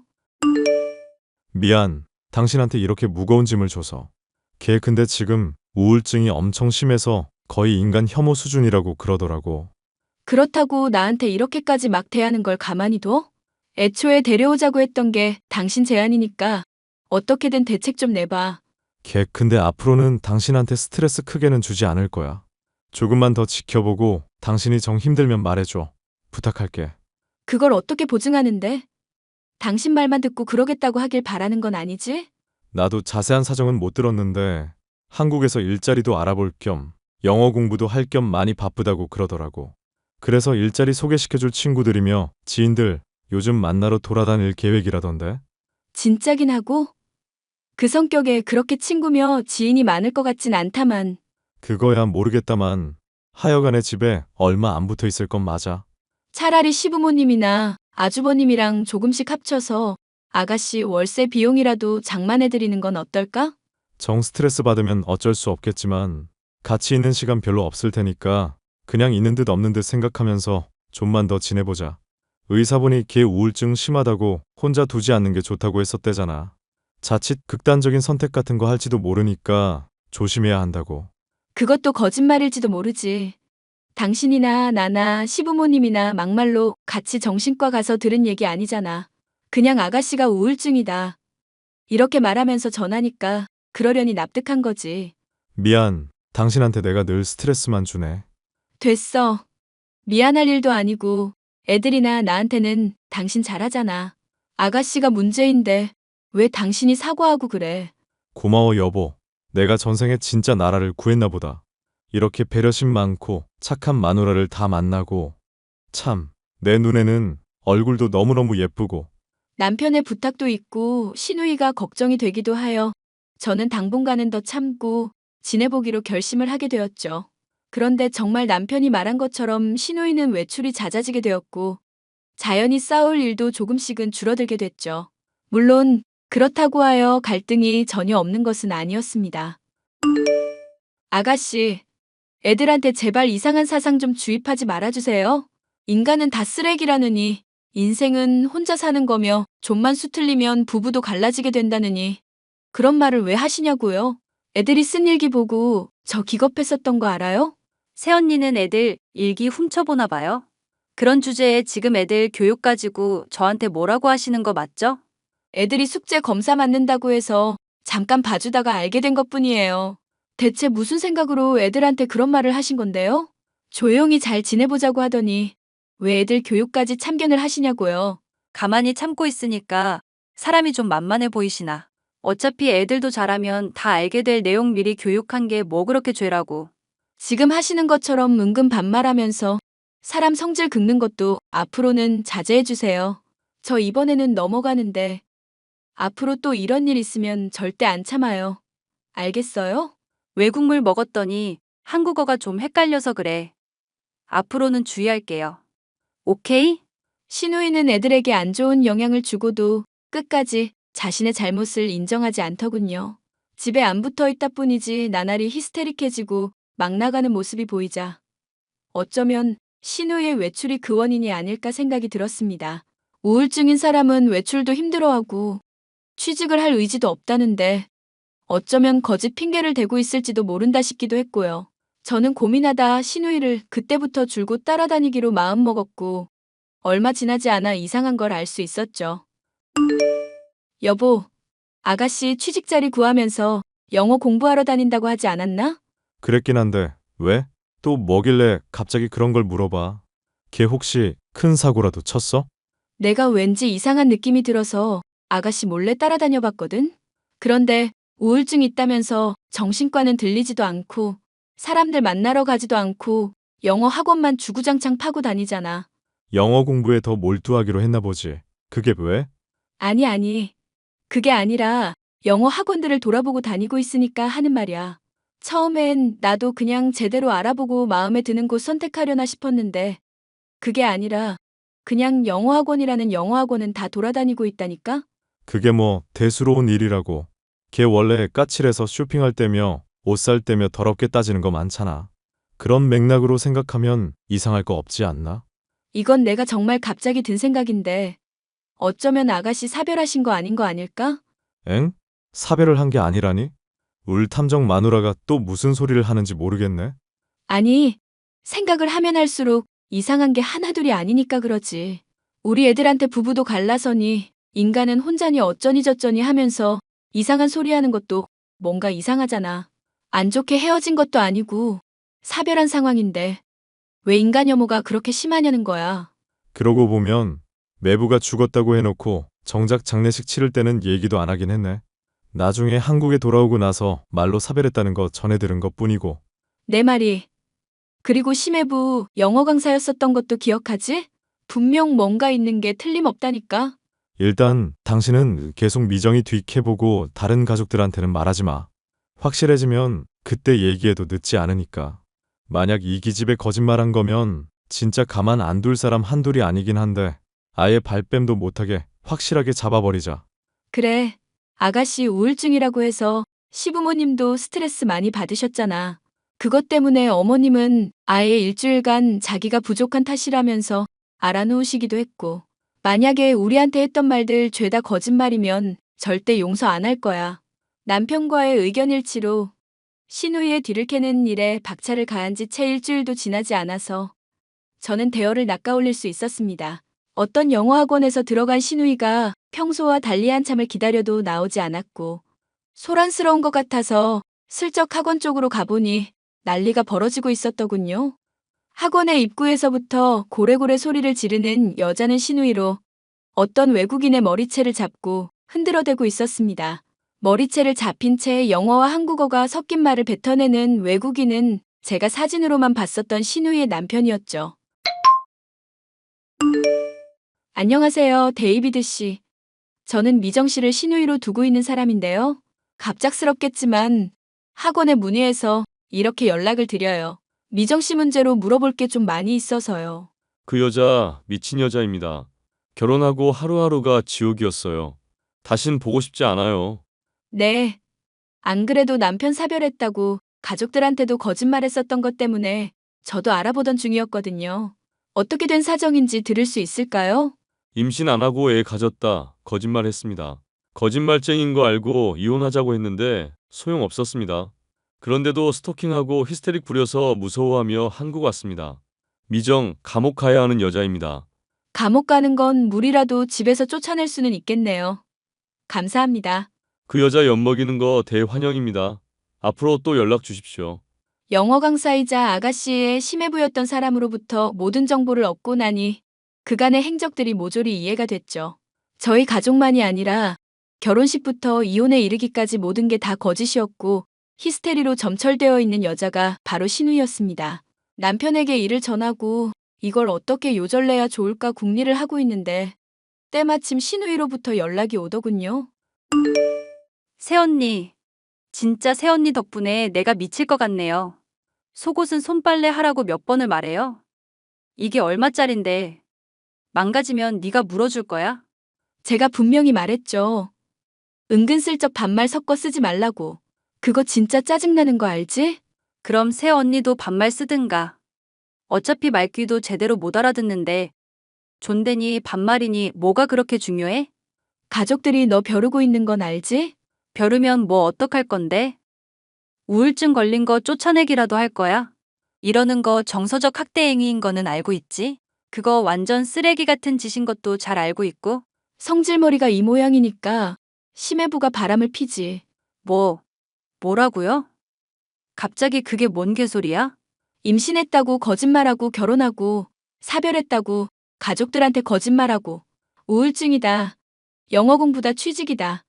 대체 너 하나라도 진짜인 게 뭐니? 인간 혐오 말고는 다 거짓말이지? 새언니, 설마 가족들한테 말할 건 아니죠?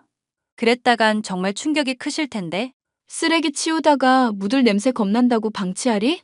너 같은 건 그냥 아주 바가지반에서 아예 내쫓아야 해. 가족들이 얼마나 널 걱정하고 챙겨줬는데 이렇게 속일 수가 있어? 새언니, 제가 잘못했어요. 네?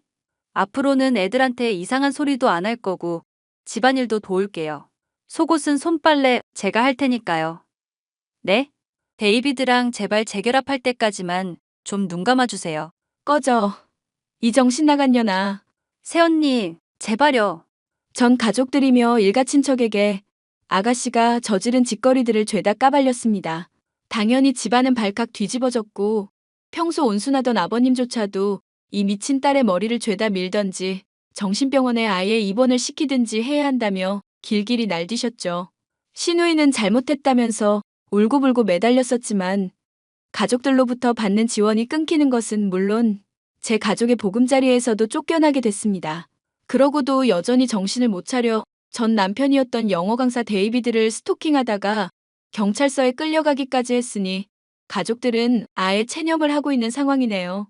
골칫 덩어리인 시누이와 앞으로 또 맺어질 사람이 있을지도 모르겠고 그게 누가 될지도 모르겠지만 나아질 거라는 생각이 도저히 들지 않는 사람이라 그냥 평생 독신으로 살았으면 하는 마음이네요. 사연 끝까지 들어주셔서 감사합니다.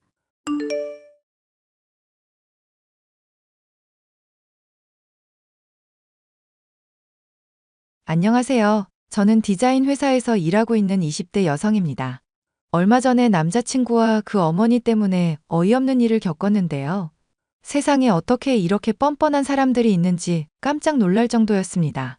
시간이 지나도 도저히 울분이 가시지 않아 이렇게 사연을 작성하게 되었습니다.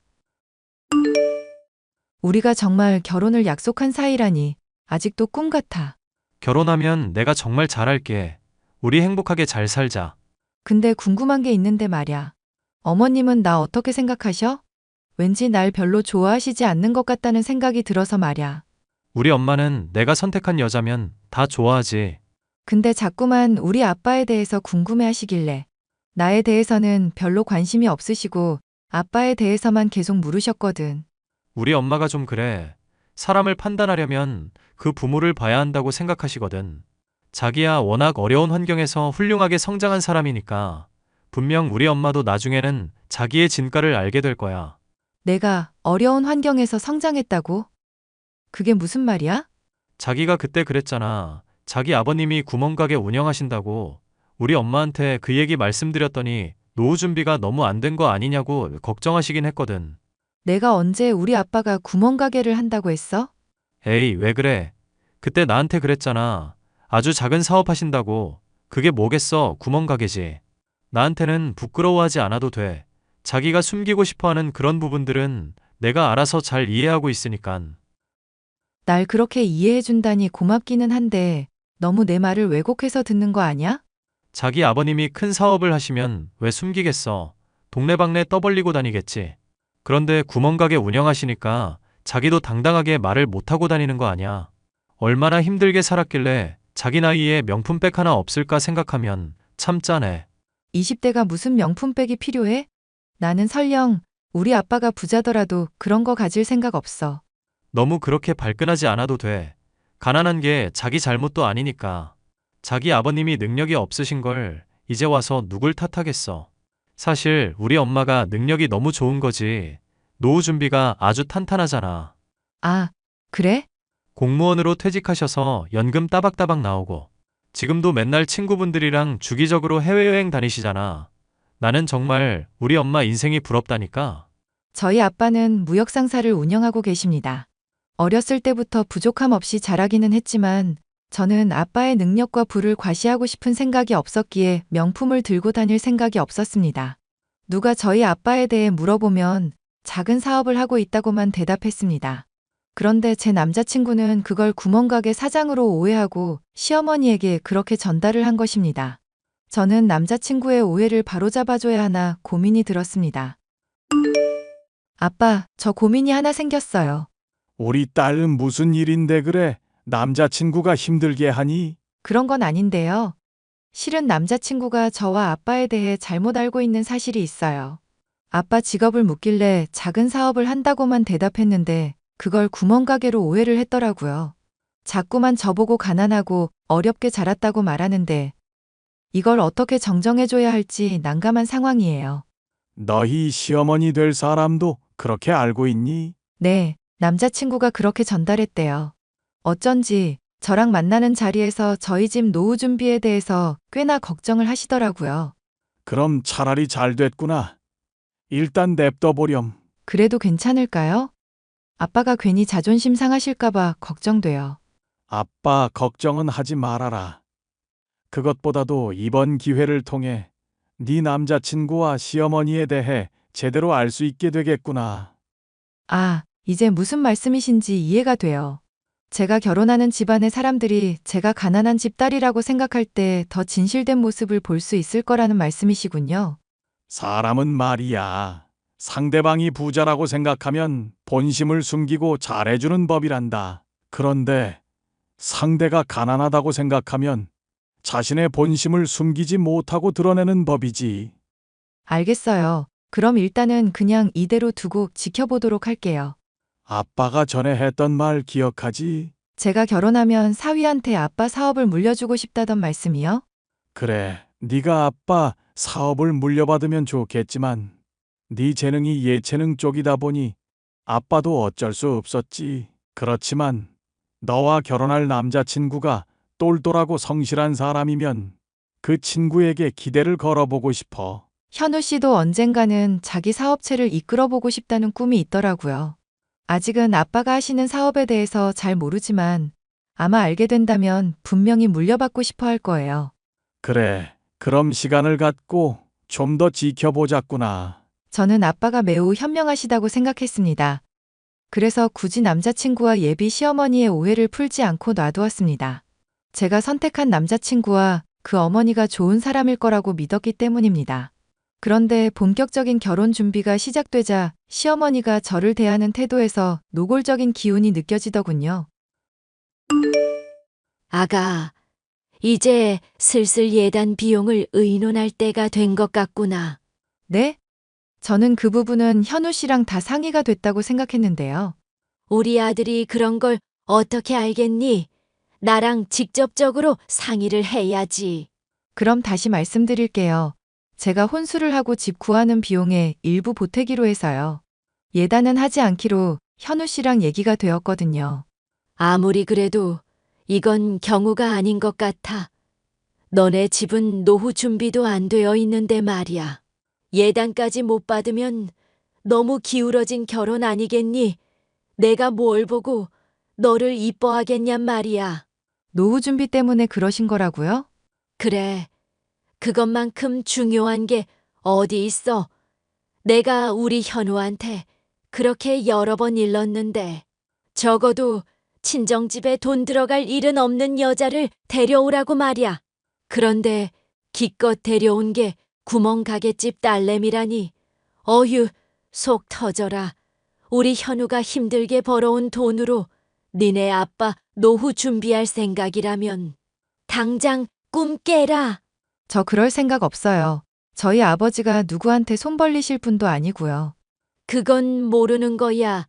지금이야 어떻게든 경제활동 하시니까 먹고 살겠지만 더 나이 먹고 몸 아프면 누구한테 의지하겠니?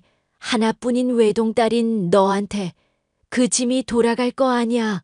생각만 해도 열불나. 예비 시어머니가 저희 아빠를 짐이라고까지 표현하는 걸 보니 저도 화가 나서 참을 수 없었습니다. 자기야, 우리 분명히 예단하지 않기로 했는데 왜 어머님 말씀이 달라지신 거야? 우리 엄마 생각이 그렇다는데 뭘 어쩌겠어.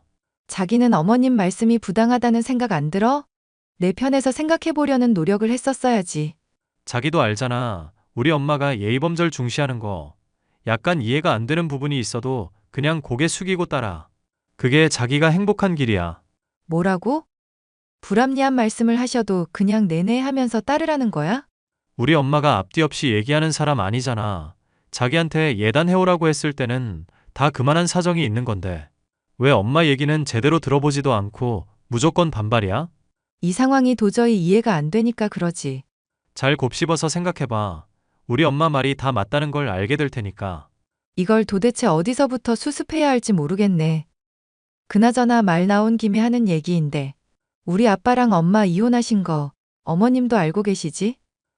그럴걸. 내가 예전에 말씀드렸어. 확실하지? 나중에 또 이걸로 말 나오면 나 이제는 안 참아. 자기 왜 이렇게 사람 말을 못 믿어? 결혼 전 우울증 왔다는 사람은 봤어도 자기처럼 결혼 전에 쌈딱되는 사람은 처음 봤네. 저는 결혼을 앞두고 남자친구와 예비 시어머니의 본 모습을 보는 기분이었습니다. 이대로 결혼해도 괜찮은 건지 심각한 고민에 빠져 있을 때 예비 시어머니에게 연락이 왔습니다.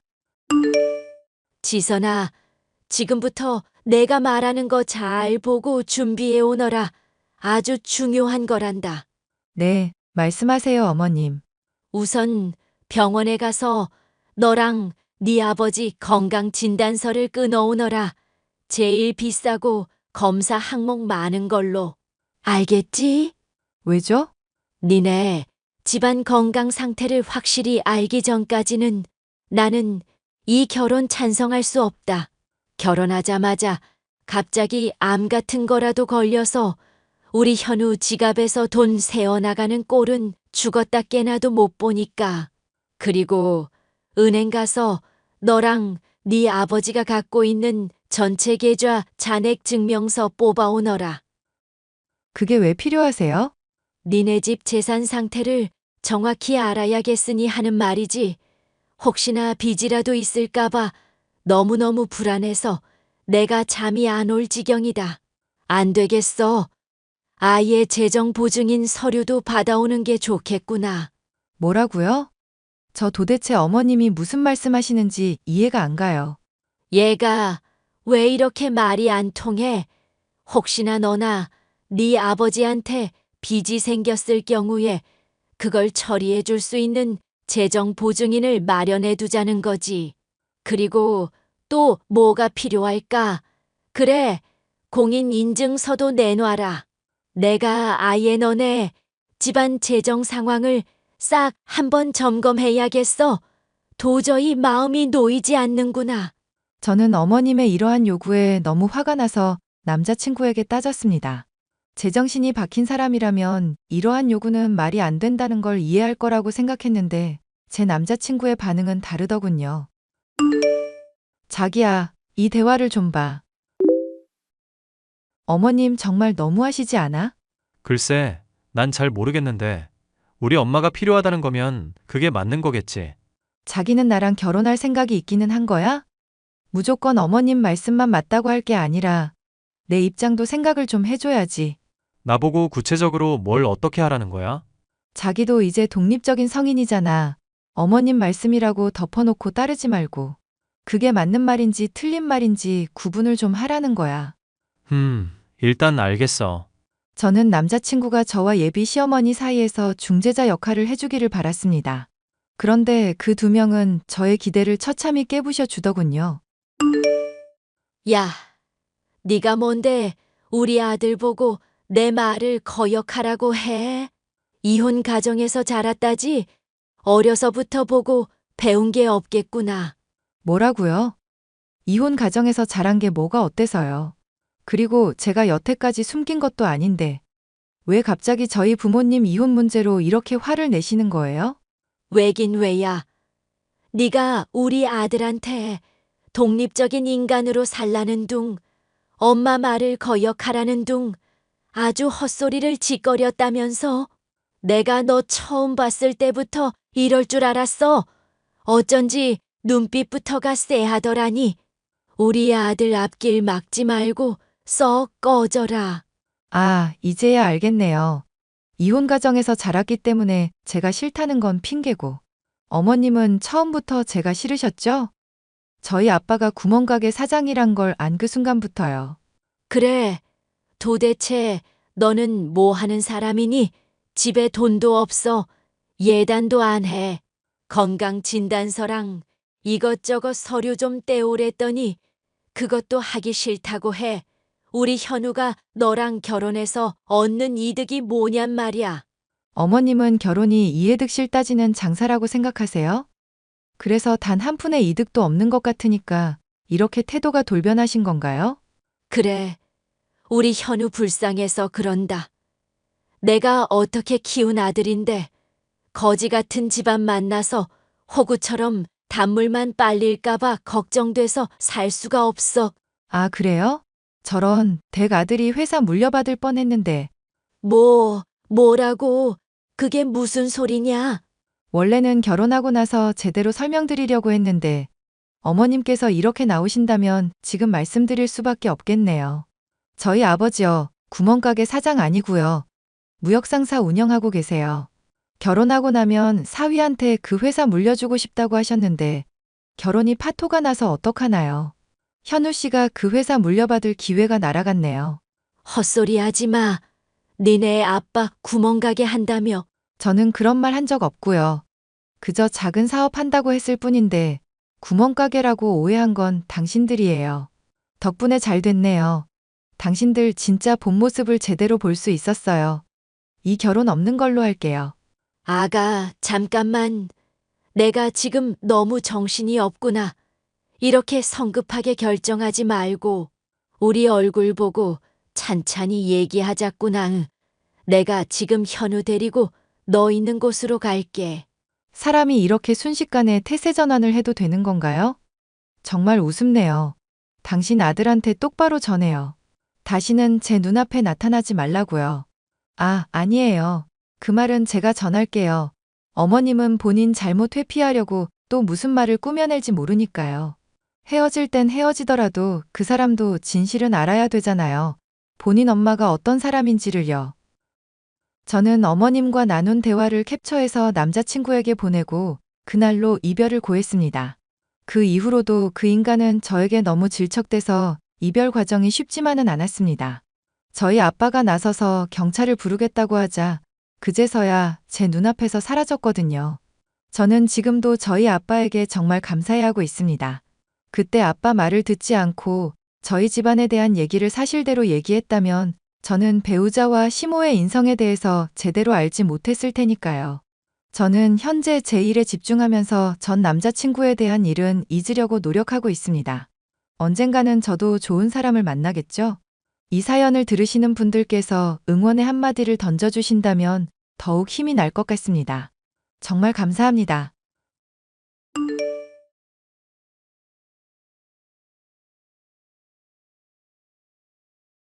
안녕하세요. 한국에 돌아와 카페를 운영한 지 벌써 7년째 접어드는 34살 여성입니다. 비가 오기도 하고 손님도 없는데 가끔 챙겨 듣는 사연 라디오를 오랜만에 들으니 감회가 새롭네요. 이참에 제가 겪은 사연을 여러분께 들려드리면 어떨까 싶어 이렇게 글을 쓰게 되었습니다. 결혼한 여성이라면 대부분 겪을 시댁 스트레스 많이 공감될 거라 생각해요. 그 중에서도 얄미운 짓 골라 하는 시어머니라면 더더욱 그러하겠죠. 오늘 여러분께 들려드릴 제 사연은 바로 저를 깔보고 무시하다 큰 코 다친 시어머니와 시누이 이야기입니다. 지금은 거의 1년에 딱 2번 명절 때만 왕래하고 나머지는 전화나 문자로 연락을 주고받아요. 물론 결혼 초반에 저는 살갑고 다정다감한 며느리였죠. 시어머니와 갈등이 폭발하기 전까지는 말입니다. 그래도 며느리로서 시댁에 대한 도리를 다해야 하는 것 아니냐는 의견도 제법 있는데 다들 왜 그렇게 며느리 도리를 강조하는지 이해가 잘 안 갑니다. 오늘 제 사연 들으시면서 제가 왜 이런 말을 하는지 알아주셨으면 합니다. 그럼 바로 사연 시작할게요. 예, 새아가. 너 오늘 언제 끝나니? 네, 어머니. 저 오늘 카페 8시에 마감해요. 뭐 필요하신 거 있으세요? 신메뉴 나온 거 커피 좀 드셔보실래요? 아니, 내가 그딴 커피 마셔서 뭐 한다니. 다 그게 그 맛이지 뭐. 올 때 경에 먹을 삼계탕 좀 사오라고. 갑자기 삼계탕이요? 경애랑 지섭이 좀 먹이려고 그러지. 내가 에바야에서 못 나가니까 네가 사가지고 지나가는 길에 들러라. 저녁 시간이 훨씬 지날 텐데 괜찮으시겠어요? 차라리 배달시켜 드시는 건 어때요? 어려우시면 제가 해드리고요. 너는 뭘 모르는구나.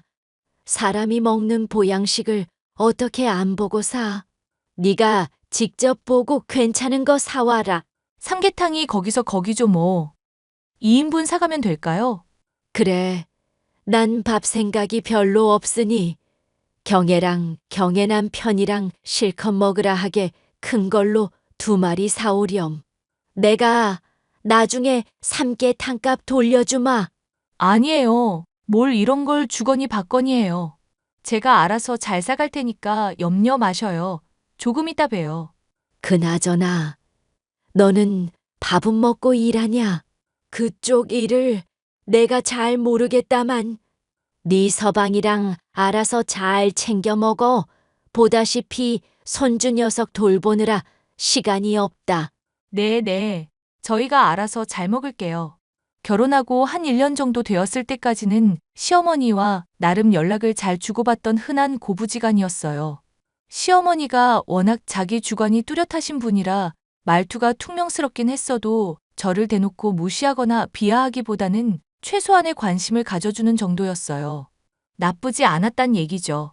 결혼을 준비하면서도 혼수 문제로 약간의 트러블이 있었으나 친정 부모님은 혹여나 제가 시집살이를 당할까봐 시어머니의 요구사항을 들어주셨고 저도 남편을 사랑하는 마음 하나 믿고 웃어넘겼더랬죠.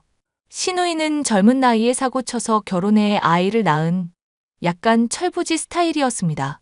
시누이 남편과 크고 작은 트러블이 있을 때마다 시댁의 아이와 함께 도망쳐와서는 도저히 못 살겠다며 신세 한탄한 게 한두 번이 아니거든요. 어르고 달래 겨우 돌려보내고 며칠 뒤면 도루묵이었고 결국 이혼하고 만 거였어요.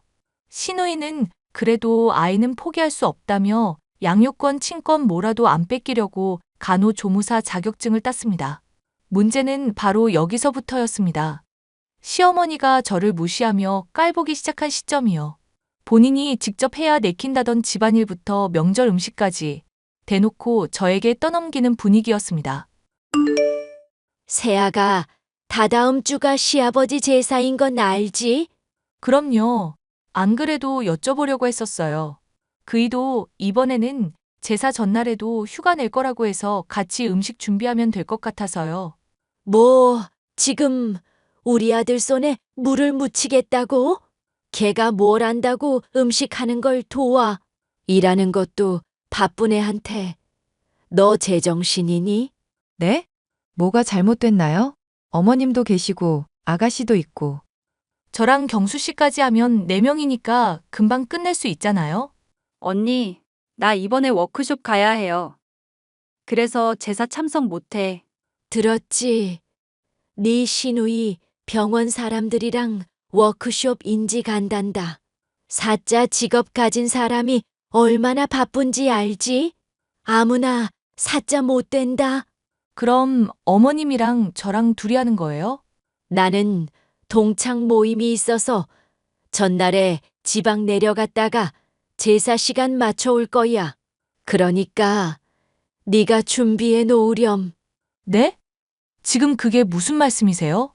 시아버지 제사인데 워크숍은 뭐고 동창 모임은 뭐고. 아, 그냥 그렇다면 네 할 것이지. 너 지금 이 시어머니 말에 토라도 단다는 거야? 사자 직업 가진 우리 딸이랑 대기업 다니는 우리 아들이 허튼 짓 하는 것도 아닌데 별 볼 일 없는 네가 그 정도는 해줄 수 있는 거 아니야? 어머니, 말씀이 너무 심하세요. 별 볼 일 없다뇨? 왜? 내가 못할 말이라도 했니? 너 평소에 하고 다니는 거 보면 사이즈 다 나와. 어차피 결혼했으면 이 집안 사람이잖아. 바빠서 그렇다는데 네가 좀 이해하고 이번에 음식 준비 좀 잘하렴. 음식은 정성이니까 어디 거 사올 생각하지 말고 한 입 먹어보면 다 안다. 언니, 미안해요. 내가 도와줘야 하는데 보다시피 일정이 있어서. 아빠한테는 따로 다녀올 거니까 그런 줄 알아요. 아가씨, 그래도 시아버님 제사인데. 어머님, 저 혼자 음식을 어떻게 다 해요? 가르쳐 주신 적도 없으시면서. 넌 시집 오면서 이런 것도 안 배워왔니? 하기야, 사돈어른 혼자서 뭘 가르치시겠니? 이래서 엄마 없이 자란 티가 난다니까. 네? 뭐라고요? 됐다. 아무튼 그런 줄 알고 있으마. 내일 내가 장보기 목록은 따로 보내주마. 그거 보고 알아서 장보고 음식 만들면 돼. 요즘 인터넷에 다 나오니까 맛깔나게 준비해봐. 솔직히 지금까지 살아오면서 남들과 비교한 적은 단 한 번도 없었지만 엄밀히 말하면 시댁은 저희 친정의 발끝에도 못 미치는 수준입니다. 저희 친정은 대대로 식품회사를 운영해오던 집안이고 누구나 이름을 대면 알만한 기업이었거든요.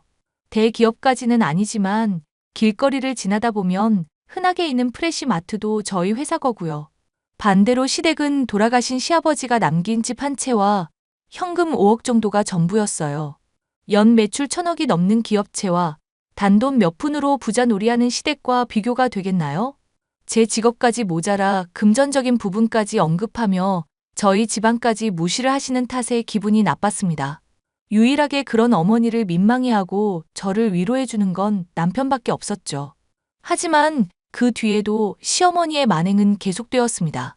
동창 모임에 다녀오시거나 동네 친구분들을 만나고 오셨을 때면 늘 저에게 비교질을 하셨거든요. 시어머니는 제 직업에 대한 이해도도 낮으셨고 해외에서 대학을 나온 것도 아이비 리그 아니면 무슨 지방대 취급을 하셨죠. 한 번은 참다가 남편에게 신세 한탄을 했습니다. 저도 사람인데 안 좋은 소리 듣고 기분이 좋을 리 없잖아요. 자기야, 어머니 도대체 왜 저러신데? 왜? 또 뭐라고 하셔? 지난번에 아버지 제사 혼자 챙긴 것도 내가 한마디 했었는데. 설마 그거 가지고 또 걸고 넘어지신 거야? 아니, 그게 아니라 지난번 고등학교 동창 모임 다녀오시고 나한테 학창시절 나온 학교 다 물어보시더라? 그래서 대답해 드렸더니 나한테 뭐라는 줄 알아? 뭐라고 했는데? 자기가 들어본 적 없는 학교라고 순날라리 학교 아니냐고 그러시더라?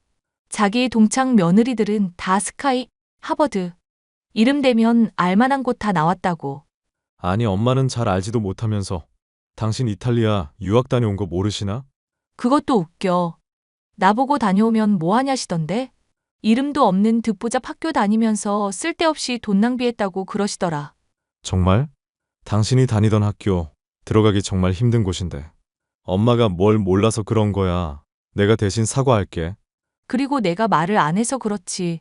자꾸 아가씨랑 당신이랑 나랑 비교하잖아. 대학은 어디 나왔고, 누구는 사자 직업이고, 당신은 대기업 다니고. 나는 그깟 커피 팔면 얼마나 파냐고. 엄마 왜 그러지? 여보, 내가 정말 미안해. 엄마한테 잘 알아듣게 이야기할게. 아니, 하지 마. 괜히 이야기했다가 또 불똥 튈라. 그냥 그러려니 하고 있어. 어떻게 그래? 앞으로 더 심해질 건데. 우리 엄마 눈만 높아져서. 그랬더니 남편이 시어머니께 뭐라고 한마디 했는지 곧바로 연락 오시더라고요.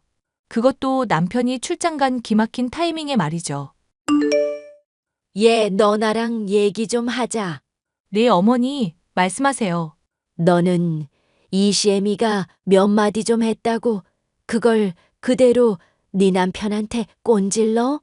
너 왜 이렇게 싹수가 놀았니? 네? 고자질하다뇨. 어머니가 그런 말씀하신 건 사실이잖아요. 저도 사람이에요. 기분 나쁜 거 부부간에 속마음 이야기할 수 있는 거 아니에요? 아이고, 그렇게 기분이 나빴어. 그럼 나한테 직접 이야기하지 그랬어. 제가 말했으면 사과는 하셨고요. 내가 틀린 말 한 것도 아닌데 넌 도대체 애가 친정에서 뭘 배워온 거니? 이시엠이랑 한판 해보자 이거야. 저 어머니랑 싸우고 싶은 마음도 없고 그럴 생각도 없어요. 도대체 왜 저를 이렇게 무시하시는 건데요? 며느리도 누군가에겐 자식이란 말이에요. 아가씨가 이런 취급당해도 그러려니 하실 거예요? 여기서 경혜 이야기가 왜 나오니? 내 딸까지 들먹거리겠다 이거야. 들먹거리는 게 아니라요. 사실이 그러잖아요.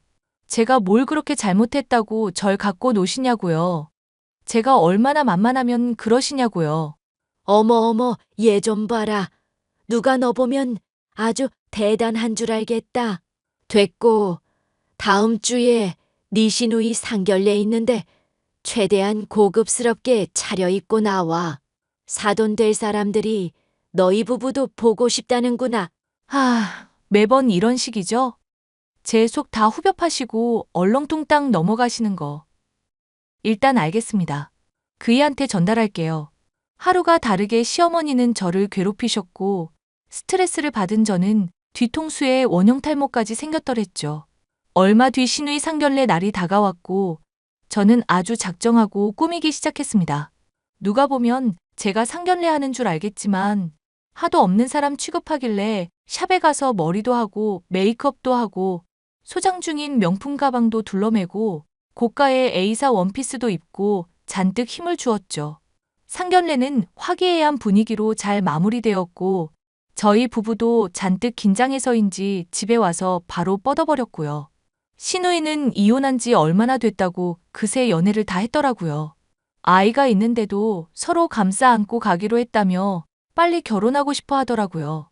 그렇게 조금 급하게 상견례를 하게 된 거고 오늘에 이른 거지요. 그렇게 씻고 나와 남편과 맥주 한잔 하려는 찰나 웬일인지 조용하던 제 휴대폰이 불이 나기 시작했습니다. 알림 메시지가 계속 울리길래 보니 시어머니와 시누이가 문자를 보냈더라고요. 거의 테러 수준으로요. 얘 나랑 이야기 좀 하자. 내가 생각할수록 어이가 없어서 원. 네, 말씀하세요. 무슨 일이세요? 새언니, 말 잘하는 게 좋을 거예요. 오늘 내 상견례에 내가 주인공인데 언니 무슨 영화제 시상하러 가는 배우처럼 잔뜩 꾸미고 나오셨네요. 어머님이 잔뜩 힘주고 오라고 하셔서요. 아가씨 기죽이면 안 된다고 그러셨거든요. 그런데 왜요? 기죽으셨어요? 내가 기가 죽다녀. 오늘 내가 주인공인데 언니가 너무 돋보였어요. 진짜 결혼식 민폐하객도 아니고 너무한 거 아니에요? 그리고 좀 과소비한 것 같은데. 얼마예요, 그 가방? 내가 대충 알아보니까 너 그 가방 400만 원 넘는 거더라. 국내 몇 개 없는 한정판이고. 네, 그래서요? 그래서요? 언니, 엄마한테 말버릇이 그게 뭐예요? 왜요? 제가 잘못한 것도 없는데. 제가 제 돈 주고 산 가방인데 뭐가 잘못됐나요?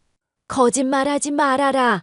대기업 다니는 잘난 우리 아들이 벌어다 준 돈으로 흥청망청 사치나 부린 게지. 너 좀 그럴 수 있니? 어머니, 말씀은 좀 가려서 하세요. 흥청망청 사치 부린다뇨. 순수한 제 돈으로 구매한 건데요. 옷도 아예 깔맞춤으로 했던데 그 원피스 비싸서 내가 우리 경에 못 사준 건데 네가 어떻게 그런 고급진 옷을 입고 있어? 말씀드렸죠. 제 돈으로 직접 산 거라고. 말이 되는 소리를 해. 다방에서 일하는 년이 벌면 얼마나 번다고 명품 가방을 들고 다녀? 다방에서 일하는 년이요? 지금 저한테 하신 말씀이세요. 그래.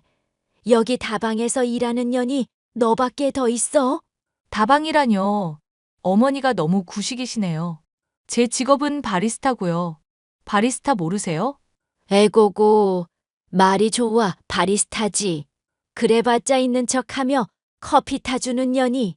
이래서 끼리끼리 어울려야 하는 건데 너랑 우리 집안이랑 수준 안 맞는 거 알기나 하니? 너희 결혼할 때도 일부러 얼마나 잘 해오나 보려고 혼수 목록 보냈는데 그대로 다 해오는 거 보고 아, 앵간히 자존심 세다 싶었는데 이런 식으로 시어머니한테 자존심 부리면 못 쓴다. 자기 주제에 맞게 살아야지, 안 그래? 어머니, 어머니가 뭘 모르시나 본데요. 지금 저한테 실수하시는 겁니다.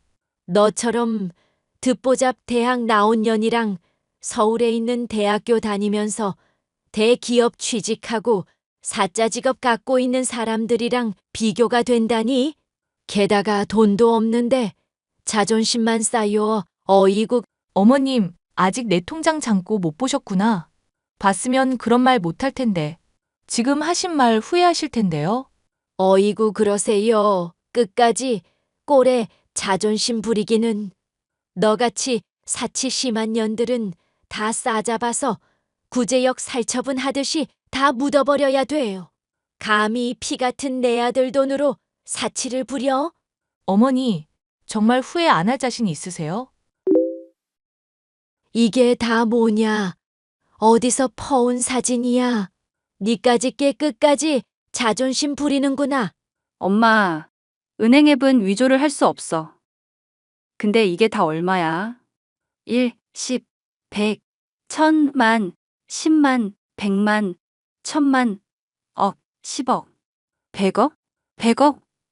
뭐, 100억? 아니, 이게 무슨 소리야? 세아가, 너 이 돈 어디서 났니? 어디서 나긴요? 물려받은 돈도 있고, 제가 번 돈도 있고요. 아마 앞으로 더 생겼으면 생겼지. 통장 잔고가 말을 날은 없겠네요. 새언니, 진작에 말을 하지 그랬어요. 난 그것도 모르고.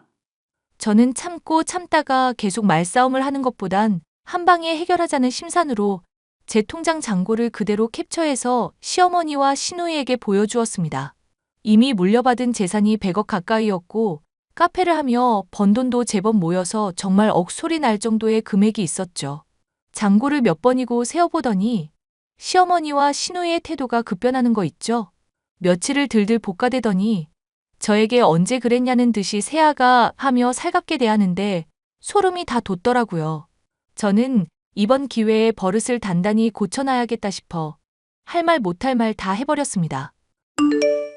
어머니, 저 카페 일로 바빠요. 무슨 일로 연락하셨어요? 아니, 세아가, 그게 말이다. 이번에 네 시누이 시집 가는데 자금이 좀 필요해서 말이야. 왜요? 돈 없고 뭣도 없는 며느리한테 돈 달라고 부탁이라도 하시게요? 다방에서 일하는 년은 그럴 생각이 없는데요. 아시다시피 남한테 커피 타주는 게 제 일이라. 너 아직도 꽁에 있니? 내가 이렇게 사과하마 상대방 집안에서 어찌나 과하게 혼수를 요구하던지. 대기업 다니는 남잔데 외동아들이라고 강남 아파트에 모피에 뭐해. 현금 예단도 1억씩이나 달란다. 그래서요? 제가 뭘 해드리길 바라세요? 혹시 조금만 보태줄 수 있겠니? 지난번 일로 경수도 연락이 잘 안 되고 아니면 네가 경수한테 말이라도 좀 해봐라. 제가 왜요? 아가씨 결혼은 어머니 소관이니까 잘난 어머니가 알아서 하세요. 그 집안이 뭘 요구했든 제 알 바 아니라고요. 그래도 네 하나밖에 없는 시누이잖니. 어쩜 그렇게 나 몰라라 할 수 있어. 보니까 너 가진 돈도 많던데 한 번만 도와줄 수 없겠니? 어머니가 그렇게 저 무시하고 차별하지만 않으셨어도 말하지 않아도 알아서 다 보태드렸어요. 그런데 저 이렇게 만든 건 어머님이세요. 그래서 내가 미안하다고 하잖니. 그러니 지나간 일은 쿨하게 잊고 딱 5억만 보태주렴. 싫은데요?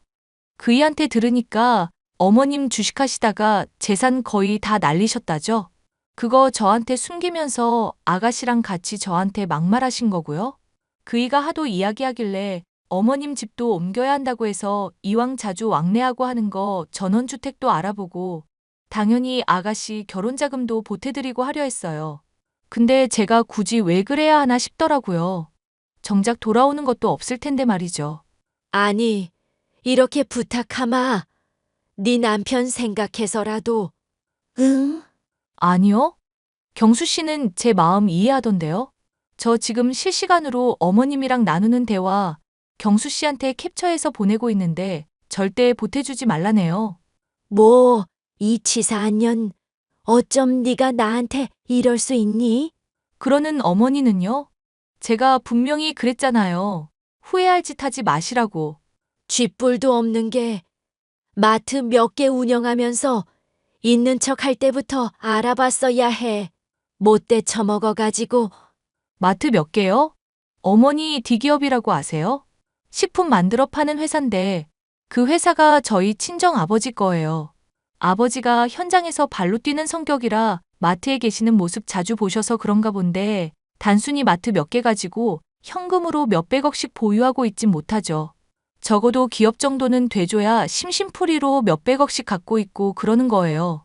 어머님이 잘 모르시나 보네. 야, 너 지금 말 다 했어.